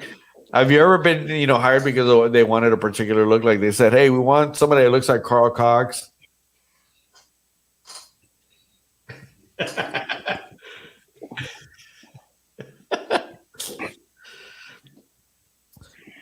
What's the worst thing you've had to dress like as a DJ? I dressed up like the guy from Coca-Cola Limon. I had to wear a green suit with sparkles and a wig because the guy had hair and I didn't. I never had to do that. They told me to wear a T-shirt one day, like a sponsored T-shirt or something. I said no, right. I'm not wearing that. No, you just said no. No. Yeah, I've never had to do that. I used to do that every day. Well, I mean, if it's your job, yeah, but and I would hold the microphone. Well, first of all, hey, first thing is they're not going to have my size. It's usually like a medium. They gave me the. I don't fit in a medium suit, and they had it made tailor made for me and shit. I was like, man, fuck you. They actually did that to me, and I would have to show up to different places. And the worst part is that I knew that some of these places where I was going to show up to, I know the people. So I'm going to be like, yeah, I know. Fuck you. Yeah, I did that shit. I did it at the Sunset Place. I did it at Dayland. I did it at every Sedano's, every fucking Publix and Kendall down to Doral. Bro, I DJ'd so many fucking places. The only thing I ever had to wear was my 96 shirt, and that was like a costume. That's nice. Yeah. Yeah. Oh shit! Now that I know that Frankie's here, I think we're gonna call this show over. Oh boy, we almost went 3 hours, and the first hour was all me. I'm not gonna try to use that as a sales pitch. Yeah, it's not. Hey, by the way, I have a 2-part question for you, Hans. I'll go for it. First of all, do you color your beard and mustache? And second of all, what color is it? Because I've been trying to do a little bit more blackish. It's hazelnut. No. Hazelnuts? Hazelnuts? It's Hazel's nuts in your face. Oh, man, this is all natural. That's just like, look, George has it too. No, he's salt and pepper all over. You're black, and you have a little patch of white here. Yeah, it's only here. That's all natural. Yeah, because me and George, we have salt and pepper like all over the place. But you're like black. Listen, the whole thing is when they jizz on your face, does it just go run down like this? Oh, mine goes all over the place. Yeah, shit. When I sweat it, I go, it's from kissing the dog. Yeah. You ever seen Hans with a dog? No, I don't want to. Yeah. Dogs. Make sure you get that peanut butter whiskey. There you go, buddy. Panos had that shit. He couldn't do it. Doesn't take long, bro. He couldn't do it. He's like, I need sound effects. Well. He wanted a bunch of other little features. I told him that you can buy a little. It's like a 2-channel mixer. I go simple. Very. Yeah. That's it. It's like the little ring they used to have. Listen, take it. Sometimes you gotta take it back to the old days where you didn't have the effects, you didn't have the loops, you didn't have any of that. Just take it back. I'm gonna tell you something, George. Take tempo lock off. Take back the night. The key lock. Take key lock off. Alone. Take it off. Listen. The other day I had key lock off by mistake. It just happened that way. And I'm here listening to my mixes, and I'm going, man, what the fuck is going on? That mix usually sounds nice. Yep. Nope. Why does no song go well with each other? Mm-hmm. They're not in sync with the tones. Yep. The keys are off, and they're off. If you could make keys sound like if it's one, and then the next song is just off by one key. It's like playing a wrong key on a piano on a song. Yeah, it's horrible. It's you know when the key lock on it sounds horrible when you're playing salsa and the bass starts going boom instead of going boom boom like it flutters. Right. Yeah, it flutters with the key lock on. That's when I take it off if I Are you using Serato? Yeah. You have pitch and shift purchase the plugin? I do not. That's a problem right there. That's the problem right there. Get the plug-in, buddy. I never had to do that. All right. Listen, ask for a raise, and then buy. Tell him. Listen, don't ask for a raise. Just say, I need to buy a license for my thing. It's $25. Just ask for that. Can you give me that? Wait, next thing we're gonna have Walter, bro. You guys are fuckers. They fired my ass. Hey, Walter. After 12 years, they fired my ass. Wait, if that happens, I'll give you a side job hanging out with me and talking on the microphone and shit like that. No, bro, I don't want to work for you. You don't like smokers. Yeah, no, you're right. Fuck you. Get the fuck out. Oh, You're done. No. You're done. Plus, you eat very bad. So yeah. No. Well, hey, Hans, not everybody has their own chef like you do. I know. That is true. Wow. No, that's true. All right. So on that note, ladies and gentlemen, hold on. Let's do things properly. Oh shit! Where's my mouse? Where's my shiznits? Oh, here it is. Oh, shiznits. Let me put it on. Oh yeah, right there. Today's show brought to you by Avon Skin So Soft. Oh, there you go. Original. Oh, Or you doing that shit? They didn't pay their bills, bro. I sent him the bill. He ignores it. Whatever. I don't care anymore. Here we go. The DJ Hot Shit Show and its sponsors. Who are they? Broke ass motherfucker who doesn't pay the bills. All Permit Solutions Incorporated, APS 305-978-0110 or permitman at Comcast.net. Send them a message. Let them know. Pay your bills, man. See? That's how we do shit. People are going to believe, oh, look at that. That's the way we do it properly. Nice. That's the way we do it. That's the way, man. One day I want to be like George, and he has his own fucking logo on the top and shit. Yeah, I got another all DJ's that cool stuff. Name. Hey George, one day, I want to put all those filters and effects on my voice when I'm talking. Oh yeah, that's fine. Oh, I tried it with Live Ableton. It's too complicated, too much of a fucking mission. So let that go. Yeah. Oh, and by the way, today we did not do cafecito. Because if I do cafecito now, I'm gonna fucking be awake till 3 o'clock in the morning. You've been awake for like 3 months. Oh. Technically. I'm gonna say this. I'm gonna go do a line now and have a cigarette. I'm gonna simply put it. I'll put it as simple as can be. On Friday, I was not feeling good, and I told one of the waitresses, I go, if you see me holding onto the gear, by the sides, and my head is looking downwards, I am fully 100% asleep. Yo. So just so you know, and there were times when I felt like my head was, fall over. Wow. And that's the day that they come at me and they tell me like this because I was not feeling good and I was gonna try to get you. We even asked you to cover, George. You said no. Everybody said no to me, and I was like, "Fuck, I gotta do this. I gotta fucking do my gig." I'm gonna come in. I fucking jumped in the shower, feeling like did it. Got up, fucking carried my gear, and I said, "You know what? At least it's only the Friday nights there, which because they have the upstairs, they'll close down downstairs really early, just to let everybody go up." So I'll be done by 11:30, 12. I walk in, I'm loading all this shit in, and they're like, "Oh man, they're gonna make us start going at 2 o'clock in the morning now." Oh. I'm like, oh, what?